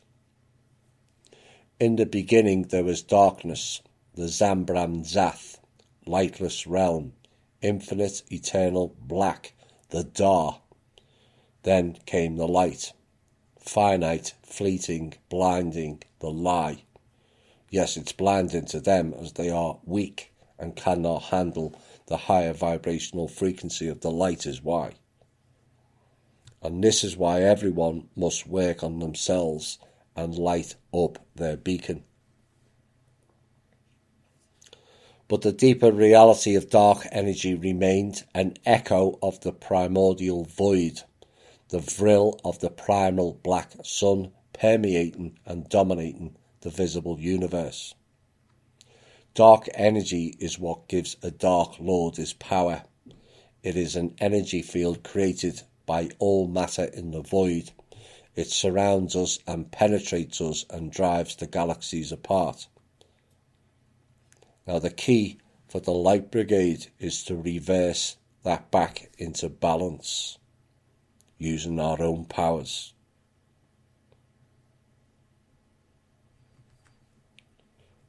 Remember, Black Sunites. In each galaxy of this verse lies a vast black hole at the centre, a lightless nexus around which the stars orbit, a portal into the Dar dimension or Zambran Zath, and it is the destiny of our kind, the Endarkened race, to build great civilizations and starships so that we may ascend to the stars, penetrate the galaxies and enter these black gateways to infinity. But they were able to do that in their own universe. There is countless of universes that are all dark. But through their own stupidity, decided to enter this universe as a power quest. Well, ultimately you failed, and you will face the consequences of such actions. They said in this way our kind will escape the lies and limitations of a universe of light and enter the internal darkness of the Dar. This is truly immortality. This is the ultimate endarkenment. Dar sounds all too similar to Dart, the Kabbalah tree of death, or Dart as it's known.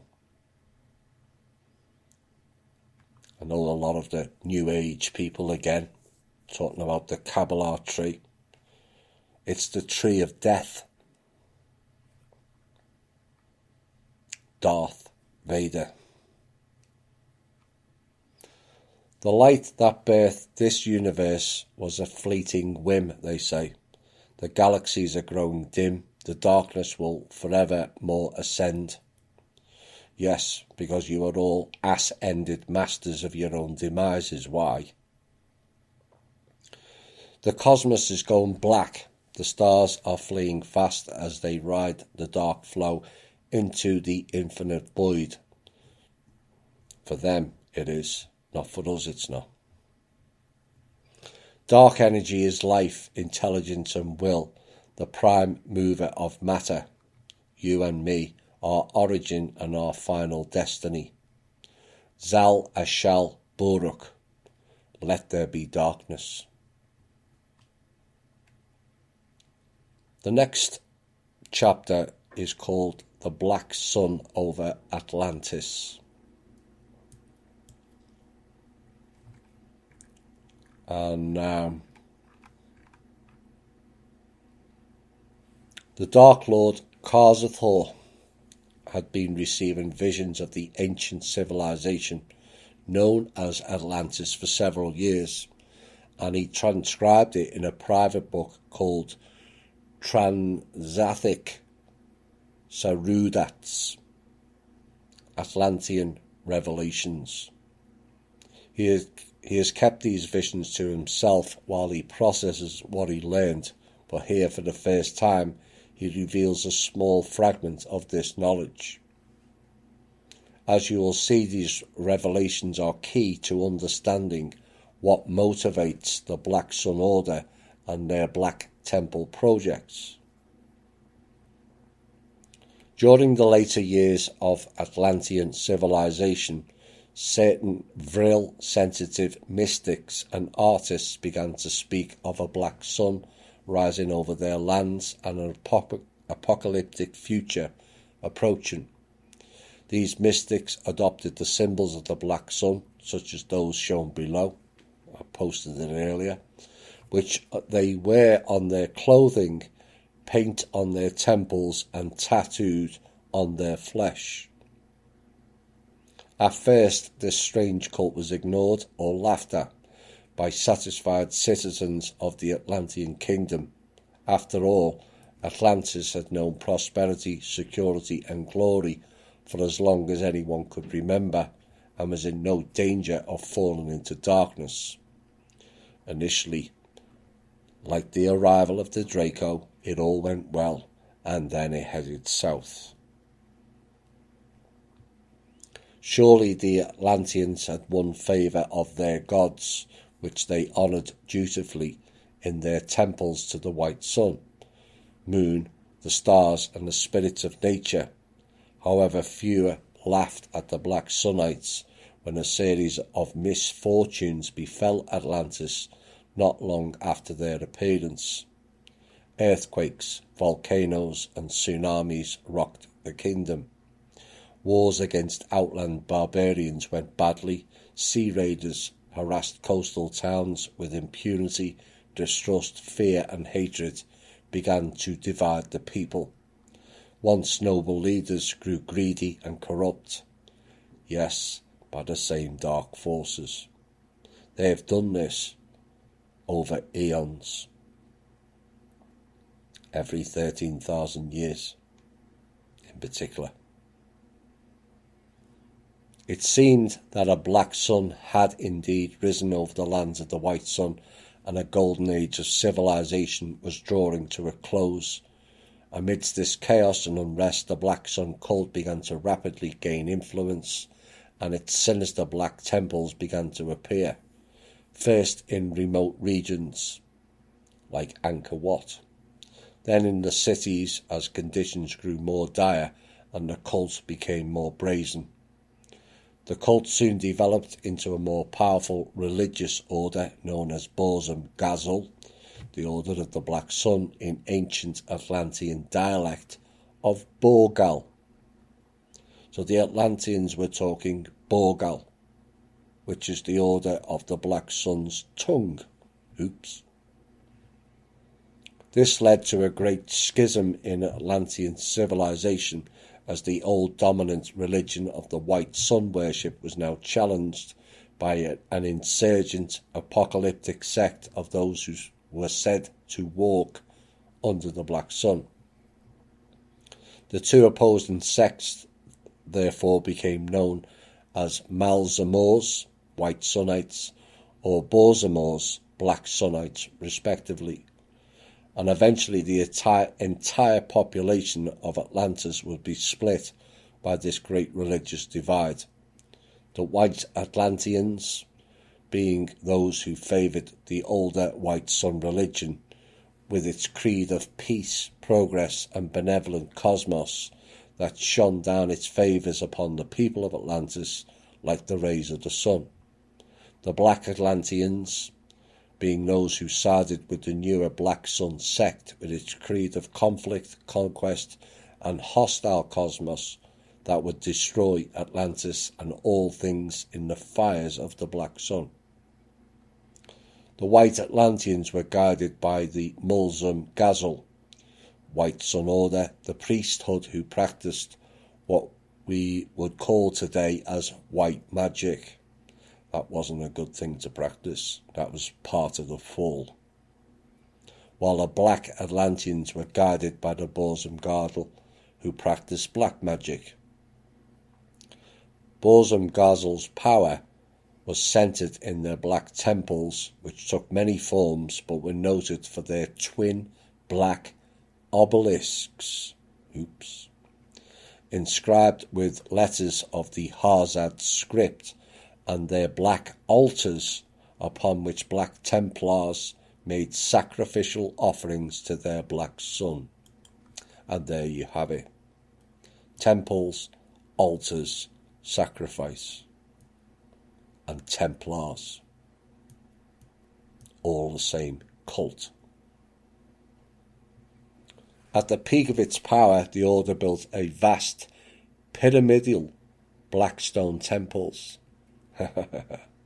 They built the pyramids, upon which their black-robed priests conducted sacrificial rites during eclipses and exhorted their congregations to success in battle. For the Order was by now firing up their followers' imaginations with visions of imperial greatness and preparing them spiritually for the great wars to come. The Order's ruling Shadow Council knew by then that war was necessary.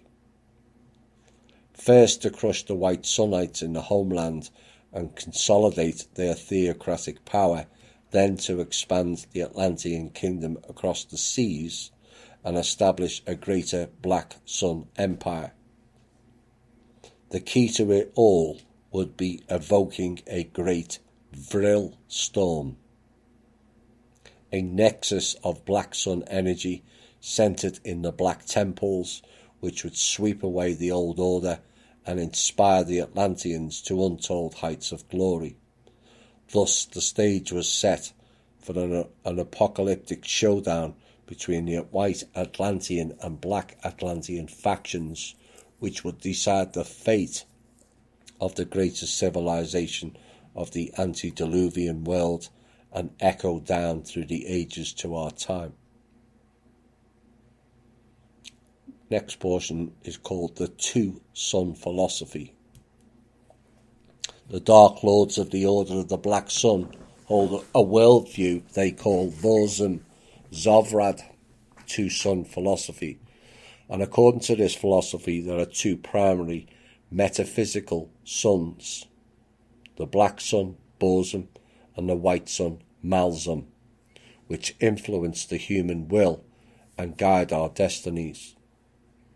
The Black Sun is the source of the Bor-Vril, the dark energy that compels men to conquer, fear, hate, destroy, die, follow dark gods, and celebrate the darker aspects of existence.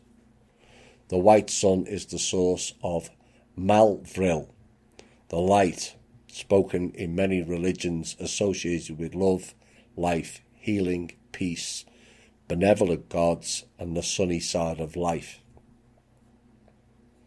While the Dark Lords believe in the existence of both suns, they consider the Black Sun to be dominant in this verse, as shown by the fact that the stars evolve into black holes, all life dies, everything crumbles into dust, and the entire universe is going dark. Since Bor-Vril is stronger than Malvril in this life, they have chosen to cultivate it more than the weaker White Sun energy, and this is what makes them Dark Lords and not Light Lords. Light or Dark Lords, neither are good. The Dark Lords also speak of two temples associated with the two suns, the Black Sun Temple and the White Sun Temple. These are not physical temples, but abstract metaphysical places, the Black Lodge and the White Lodge spoken in theosophical and occult circles where the followers of the two suns are said to congregate. Lodge, meaning Freemasonry again. Religions throughout history have recognized the reality of the two-sun duality, that there are two metaphysical poles which influence the human will and indeed all things. Those poles are Rahu and Ketu. The Taoists call these poles yin and yang. The Zoroastrians name them Ahura Mazda, god of light, and Ahriman, god of darkness. Like I said, this is describing Rahu and Ketu, except both of them are dark. There is no yin and yang, there is no balance. Ahura Mazda, the god of light, it is said, but also known as the Lord. And Zoroaster is said to have had a vision at the Daitya River where he met the angel Vohumana. The entity asked Zoroaster who he was and what was the most important thing in his life, to which Zoroaster answered that he wanted most of all to be righteous, pure and wise. By this answer he was granted a vision of Ahura Mazda and his archangels. Oh dear, all very Moses that to me. From whom he learned the principles that would lead to the religion known as Zoroastrianism. Dear me. Ahura Mazda was worshipped among deities like Mithra. Oh dear, even worse. An older god turned archangel in Zoroastrianism. Mithras, the pagan Christ, was born on December the 25th. Yes, and there was 12 disciples, and they all ascended after 3 days. Yeah, right. So an angel came down, which led to the creation of the Zoroastrian religion. Remember, the creation of Mormonism was done by said angel coming down and giving Joseph Smith Egyptian plates. Religion, the only practice on the planet that can do or say the most bizarre conspiracy theories ever and have only the few question the insanity of it all. Does anyone ever ask why these so-called gods don't come down from the sky now and create a new religion in this time epoch? Why is it always in the past? An angel came down and gave Smith Egyptian plates, and another one sends a Mithra and creates Zoroastrianism. Two religions, same story, just change the names around. It's unbelievable. The Manichaeans spoke of the world as a battleground of light and darkness, which is correct. The Christians call them God and the devil. Gnostics and Luciferians speak of the light bringer, another inverted term. Enemy of the dark, demiurge, who rules this world. The fictional Jedi and Sith have their light side and dark side of the Force and so on. The Dark Lords also hold an aeonic world view, that there are metaphysical ages or aeons dominated by black sun consciousness and others ruled by the white sun, which is exactly the same as the night of the Sfarog and the day of the Sfarog. And that lasts a period of 1,000 years. Now, the day of the Sfarog started in 1996. Of the light, not the dark. Which is why the dark forces poured through the gate in the Congo and wore raged there that year. The point is the dark are not content on sharing or balance of light and dark of anything, and set about to invert the light, that which is presented as light but is actually dark, like New Age, witchcraft, etc., etc., etc., religion. It's all corrupted. It's all been inverted. They believe the world is now entering a very dark black sun aeon, Borzum Odun. They believe wrong. But they also believe this process can be influenced by human will. Thus, when Black Templars conduct rituals invoking the Black Sun and do other deeds, they are hastening the dawn of the Black Sun Aeon. It may have been Black and White Templars or Freemasons at the beginning, but all relative to Freemasonry now is dark. All of it, whether members are aware of that or not. All of you are following the order of the Black Sun. Quit it.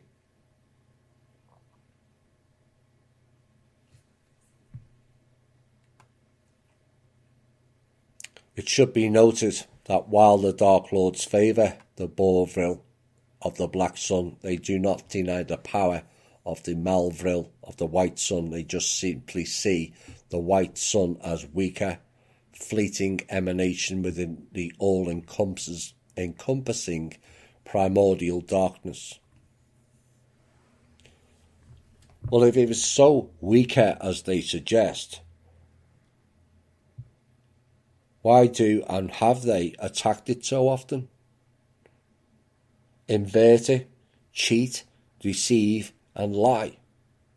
Why would you do that to a supposed weaker opponent?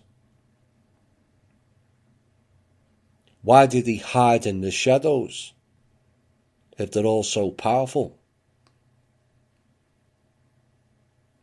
The answer is the light is not weaker, but stronger.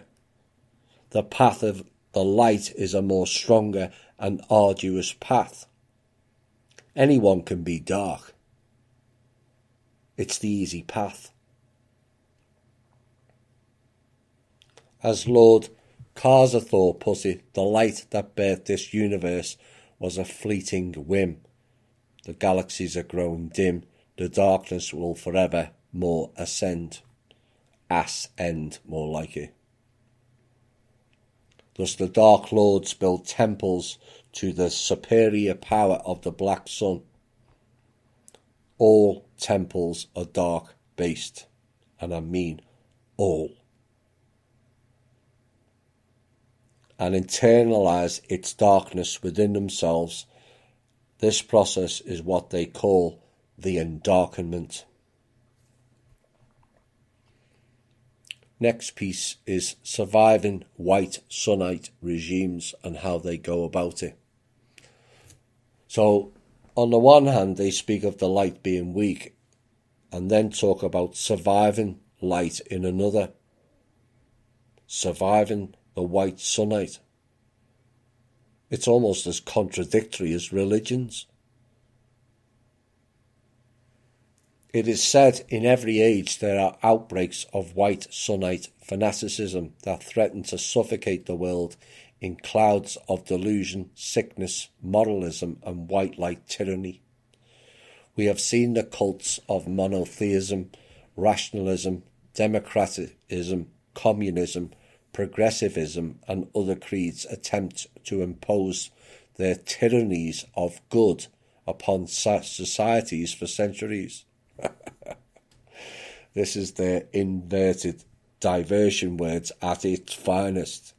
But it is they who created all those isms in the first place. Communism, that's them. Democratism, that's them. One God, that's them. Not the real God, which is Source. It is inconceivable that a new form of white sunnism could soon emerge. that incorporates new technologies of propaganda and control to create Orwell's proverbial boot stamping on the human face forever. These people using words like propaganda, which is pro-pagan da, and that is another one of their subsidiary disciples that the clowns created, the CIA. That's where the term propaganda came from. Pro-pagan da.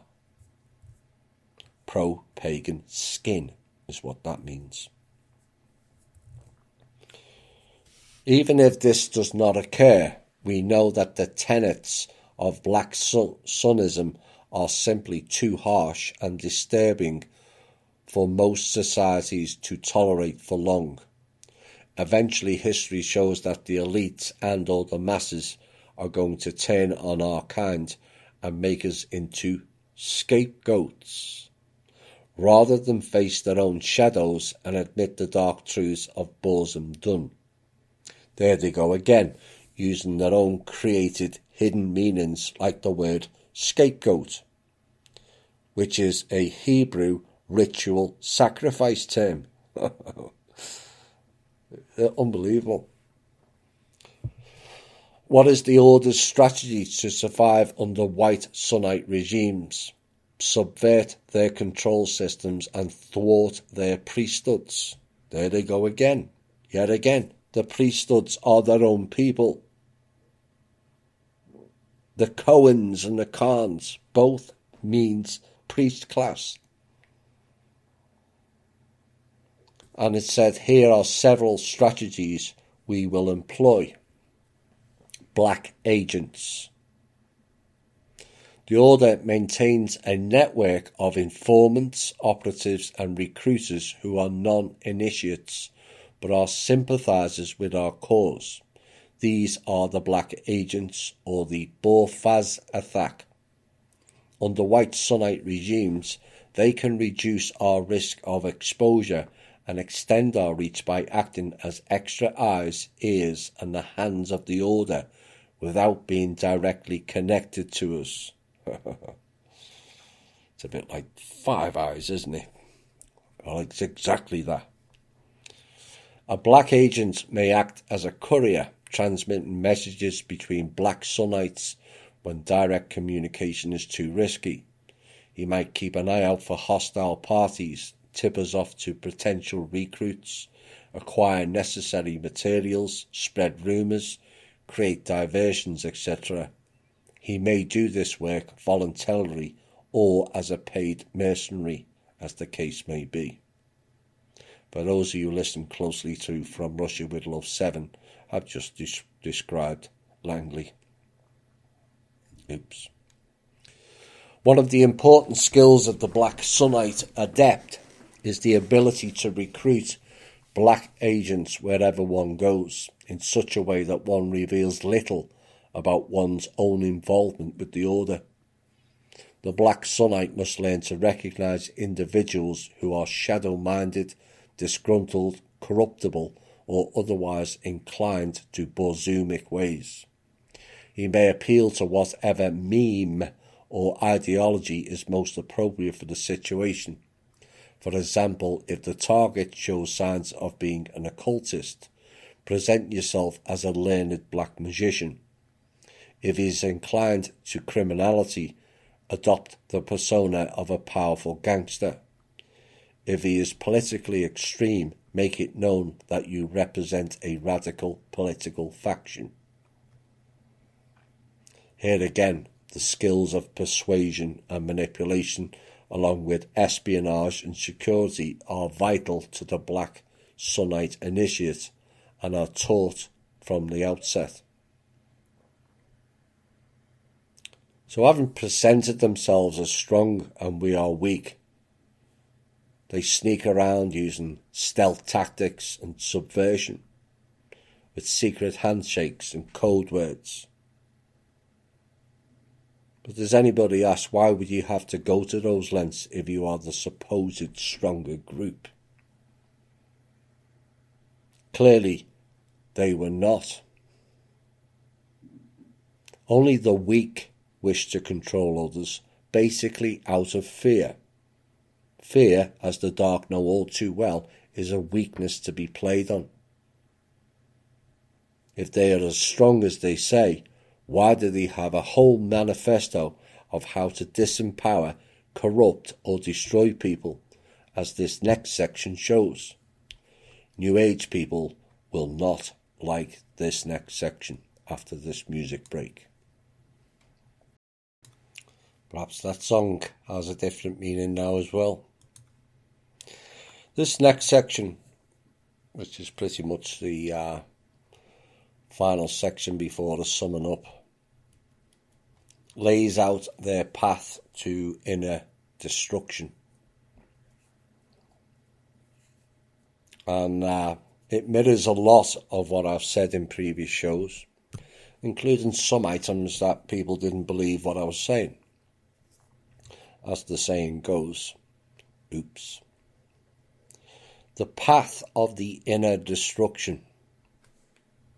Psychologically, the Black Sun path is largely a process of cutting away the conditioning and propaganda that accumulates in the minds of every civilized person from birth, of deconstructing the disempowering memes that have been implanted in your mind by a culture that has a different agenda from our own, of immunizing yourself against the lies of a white Sunnite society that would enslave your will and reduce you to a sleeper and a slave. There's those inverted words again, sleeper and slave. They created it. This is called the path of inner destruction. And here are 6 tools the Dark Lords have found most useful on their paths of inner destruction and made central to the Black Sunnite praxis. Verse 1. Void meditation is used by Black Sunnites to awaken the Black Sun perception and the shadow mind. It is similar to the Zen Buddhist practice of Zazen, which is said to be the technique that led to Buddha's awakening, thus proving that the Buddha practice went dark. Their words, not mine. The awakening of Buddha to the dark shadow, the Black Sun. In Dar Tazhar, one simply quiets the mind and follows the breath. In an effort to experience pure void awareness, thoughts and perceptions are allowed to come and go without dwelling upon them. Attention is always returned inward to the breath. In our praxis, we may perform this meditation in the classic seated lotus, half lotus or cross-legged position, like the snake. Or it may be done while walking, running, performing martial arts or any other simple activity. Like I said in the last show, you don't have to sit down with meditation music in the snake position to be able to meditate. You can do it with your eyes open once you've learned the method. The Dark Lords find void meditation to be of great benefit in separating their beings from their thoughts, senses, habits and personalities, giving them enhanced awareness of and control over them. Void meditation deconditions the mind, allowing you to tune out the inner chatter of thoughts and urges that are constantly battling for your conscious attention. That's your higher self telling you you're not going right. So what they're doing is shutting it out. No. Void meditation gives you a foundation in unconditioned awareness to realise that you are not your own thoughts and your thoughts are not you. Actually, they are for the light. It's only the dark who have been manipulated by walk-in possessions who hear others' voices. a common theme of these forces, walk-ins. It also clarifies perceptions and disciplines the mind, which is beneficial when engaging in focused thought or activity of any kind. At a metaphysical level, void meditation can peel away the illusory and fleeting perceptions of the white sunlit material world, revealing the fact that one is immersed in the deeper void of the Da, the primordial black sun. For all these reasons, Da Tazar is the basic practice of all disciples of the Black Sun path and should be performed daily, which is exactly what the Tibetan, Hindu, Buddhist, Teo and Jainism do. Throw in the Muslim world and they pray up to 7 times a day, and it becomes one whole loosh fest. Phase 2 of the path to inner destruction. Psychedelic drugs. I can just hear the collective gulps now. Are the most dangerous candy you can take because they decondition you from your culture's values and cause you to start questioning the rules of the game. Under strong psychedelics, your entire subjective reality changes and you begin to ask which is real, the psychedelic state or the sober one. Your normal thought patterns are disrupted, your doors of perception are opened, and your mind becomes more susceptible to deprogramming and reprogramming. But don't worry, psychedelics won't turn you into some insipid preacher of peace and love if that is not your nature. In fact, psychedelics may be the fastest route to discovering your dark inner nature. Oops. The Dark Lords know of no more powerful deconditioning experience than psychedelic drugs, but they caution against using them recklessly or recreationally. The proper use of these substances is the way they have been used for millennia throughout the world, by a special class of shamans and priests, who take them under the guidance of masters as a means of initiation and mystical awakening to the mysteries of existence which lie beyond the bounds of culture-bound reality. Shamans and the priest class giving out dark enhancing drugs.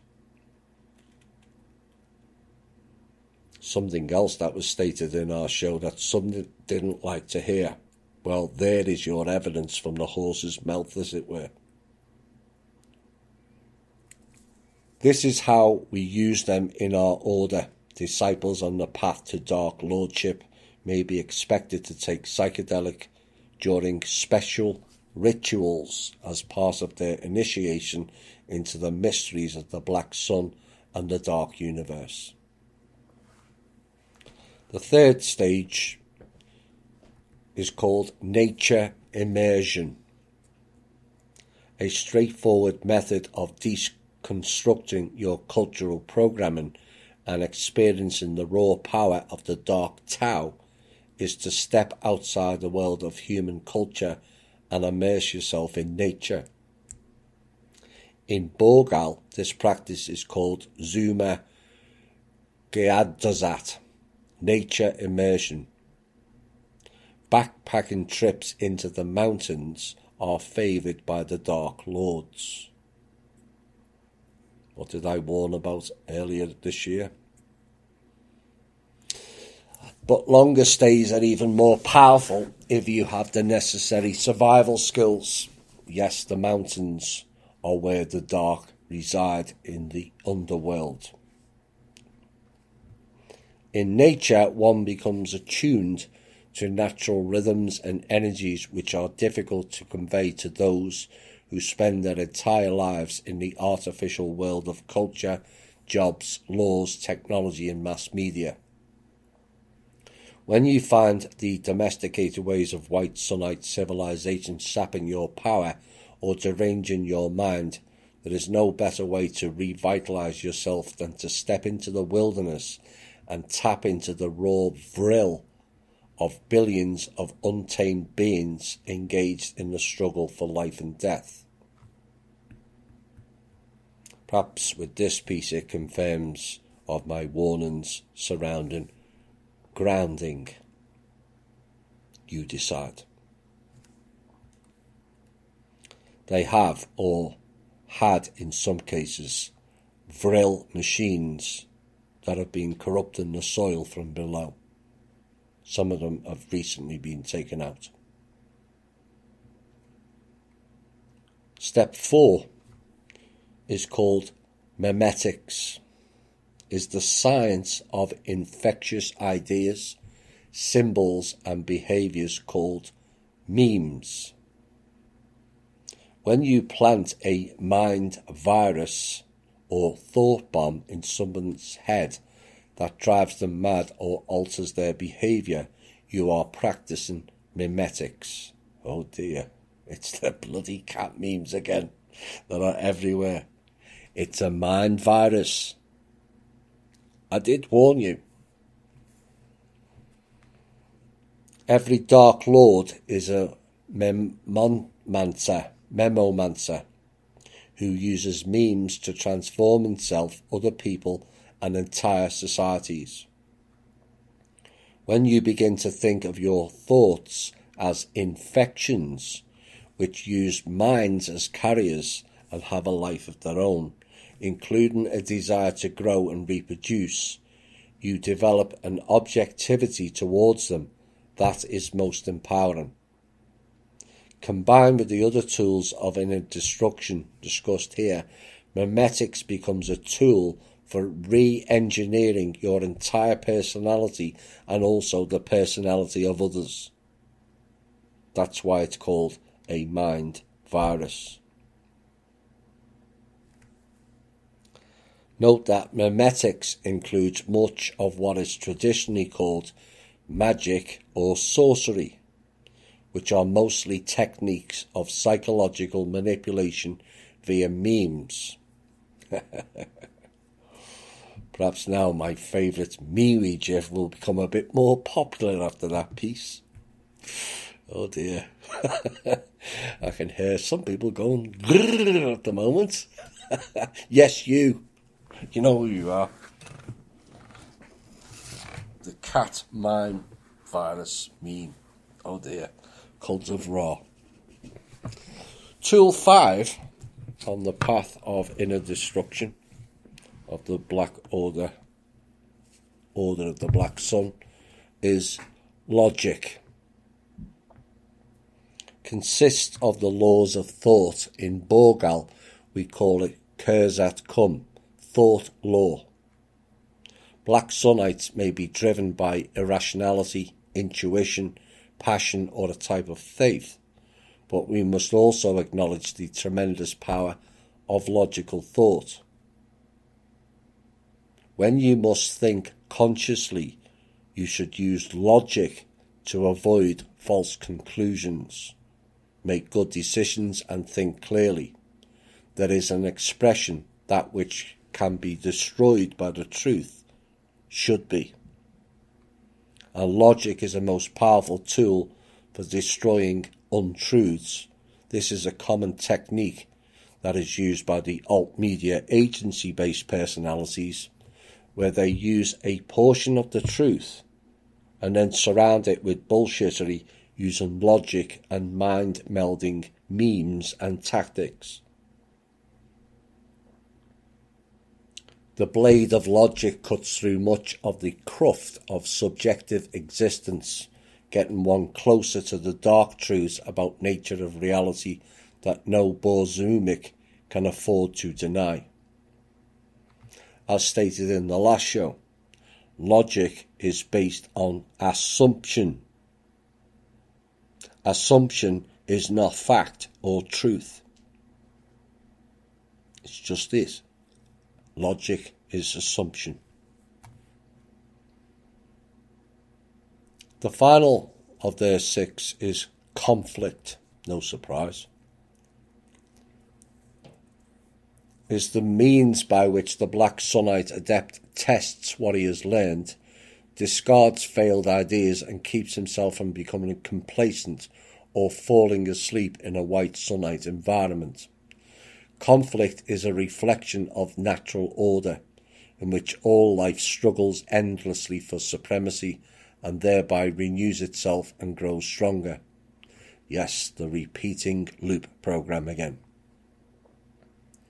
We fight because it's how we prove the power of our philosophy, our passion and our path.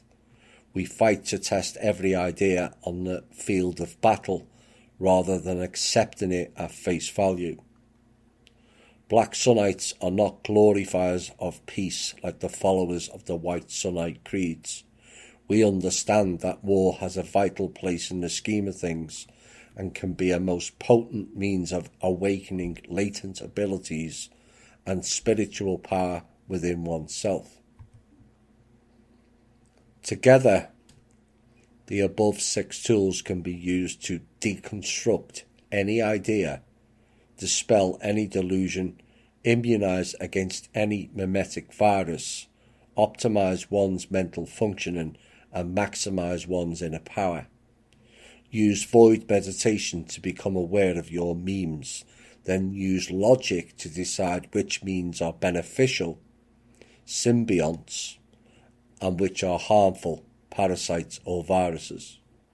Use psychedelics to blow the doors of perception wide open and put yourself in touch with larger mythic streams of consciousness. Immerse yourself in nature to connect to the raw life energy and the dark Tao of evolution.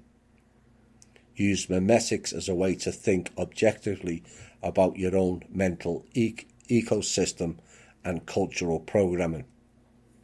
Use logic to decide which memes to implant, which to retain, and which to reject. Use conflict as the final test to determine which memes are fit enough to survive and which must die. Be warned, however, deconditioning using these tools of inner destruction is a risky business. One not only risks one's own sanity, but one may begin to find conditioned existence within White Sunite society difficult to bear and start looking for a way out. This can mean becoming a hermit, a radical, a madman, or a suicide, or some combination of these, but it can also mean becoming a prophet, a visionary, a man of power, and an awakened being. So for Black Sunite would be Dark Lords. The risks are necessary. The choice whether or not to take these red pills and see how deep the rabbit hole goes, or take the blue pills of conditioned existence and go back to sleep, is of course yours. There they go again with their inverted words and programs again of conflict and illusion of choice. Blue or red pill. The red pill being LSD, psychedelics, MKUltra. And they have already told you of the path of psychedelics and is a path to darkness. LSD is the drug of choice for the MKUltra program also. The answer to the question of red or blue pill is neither. That then becomes your choice, not the selections they gave you.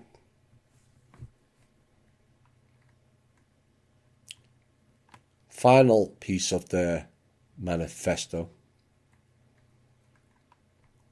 Preservation.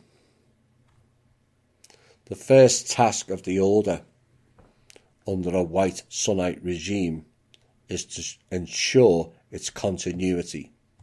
This means continuing to recruit initiates, train acolytes and appoint Black Knights, Shadow Lords and Black Emperors.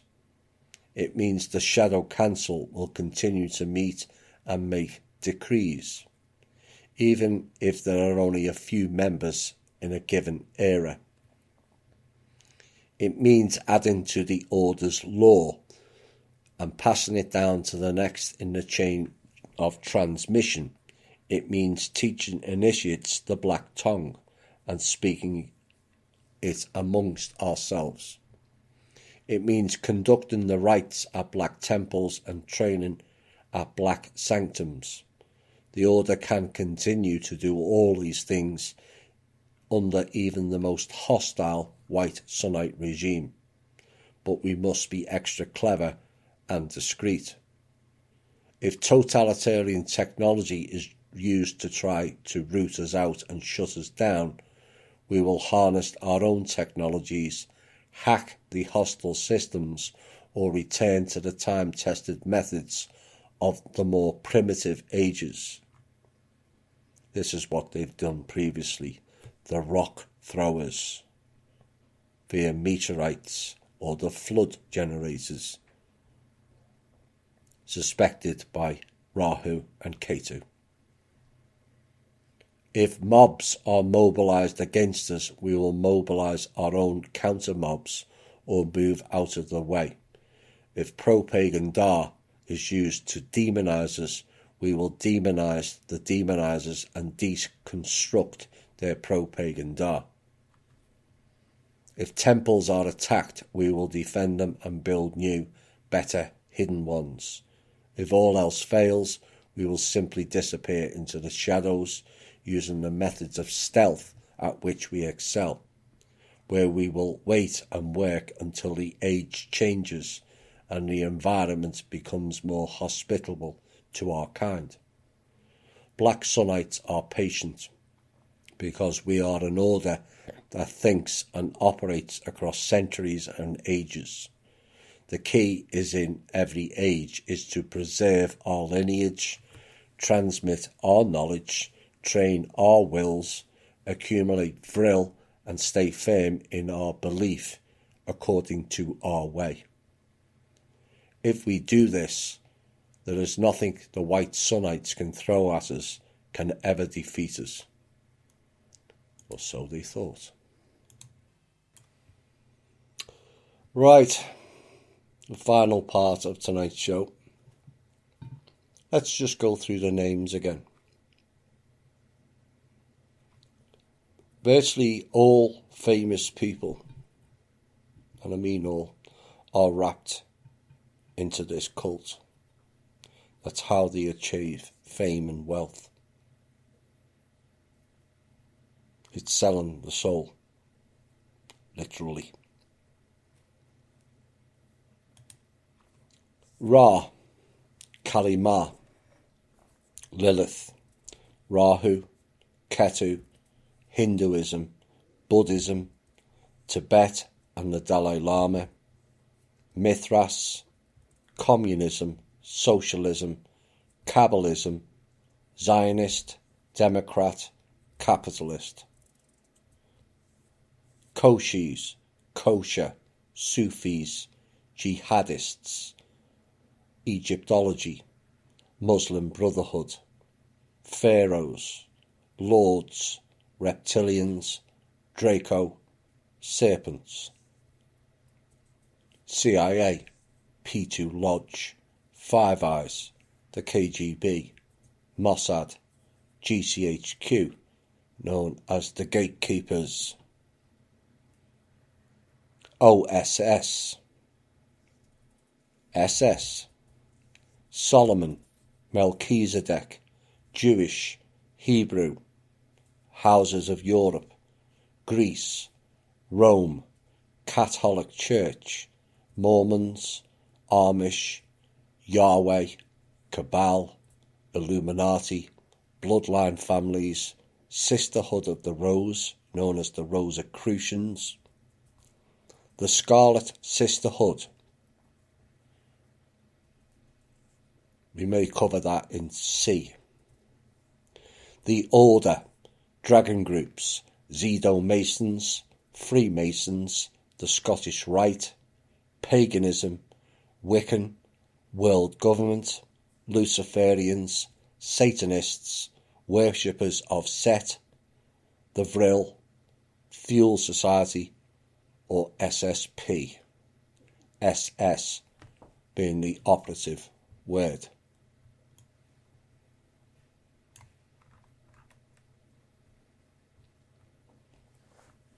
The gist of it is, despite all that structure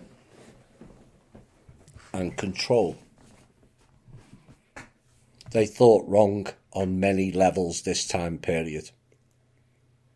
Their arrogance, their symbolism, their codes and secret clubs, clans and lodges, this time got stripped bare and thrust into the light. They cannot withstand the light on equal terms, and why they use stealth, deviousness and underhand tactics to fulfill their aims. Cowards is the correct term. These people, like the Draco, the parents, the covens, etc., have been lied to also. Their whole belief structure is more bollocks than religion or our own belief systems. They state they want death to everything, and then their fake gods who follow this cult spend aeons seeking out immortality elixirs. They're utter delusional. Their whole existence is about keeping everything hidden. Then they speak in forked tongue, pun intended, as they are the power of what? Hide and seek champions? If they're all so powerful, why are we still here after 2012? Despite your attempt at a timeline cheat through to 2016, why are we still here after that also? Your big event in 2017, the Great Rahu Solar Eclipse, again failed. The return of the Silver Lady, the Silver Trigger, I wonder whose website covers that, which crosses our paths again next month. She will not save you either. In fact, you are that lost in your own illusions now, you didn't even recognise her last time she passed. Failed again. You do Mercury, or is it mercurial? Fickle and volatile is kind of apt, is it not? You stagnated thinking you were all so far ahead of us, but you taught us well, and we learned quicker than you thought possible. Like I said, your arrogance supersedes, encompasses, and ultimately consumes you. Your dark cult that infected and inverted everything was signified in your hidden agenda song in the lyrics. Black hole sun, won't you come and wash away the rain? No, we came and washed away your reign, spelt R-E-I-G-N. Your gods and your malevolent ETs will not save you this time, despite your several and increased sacrificial rituals. They have, by and large, seen through your deceptions. The event horizon is in sight now. Will bring down the curtain of your darkness, and the light of the few will shine brighter than you can imagine. Our time has come, and theirs has ended. The winds of change are blowing through their valleys of the shadows of death. We will fear no evil. We will conquer evil, for you are with me. Your support and your courage, they comfort me and us. This has been the Truth, Honour and Integrity Show. My name's Thomas Williams. Bye for now.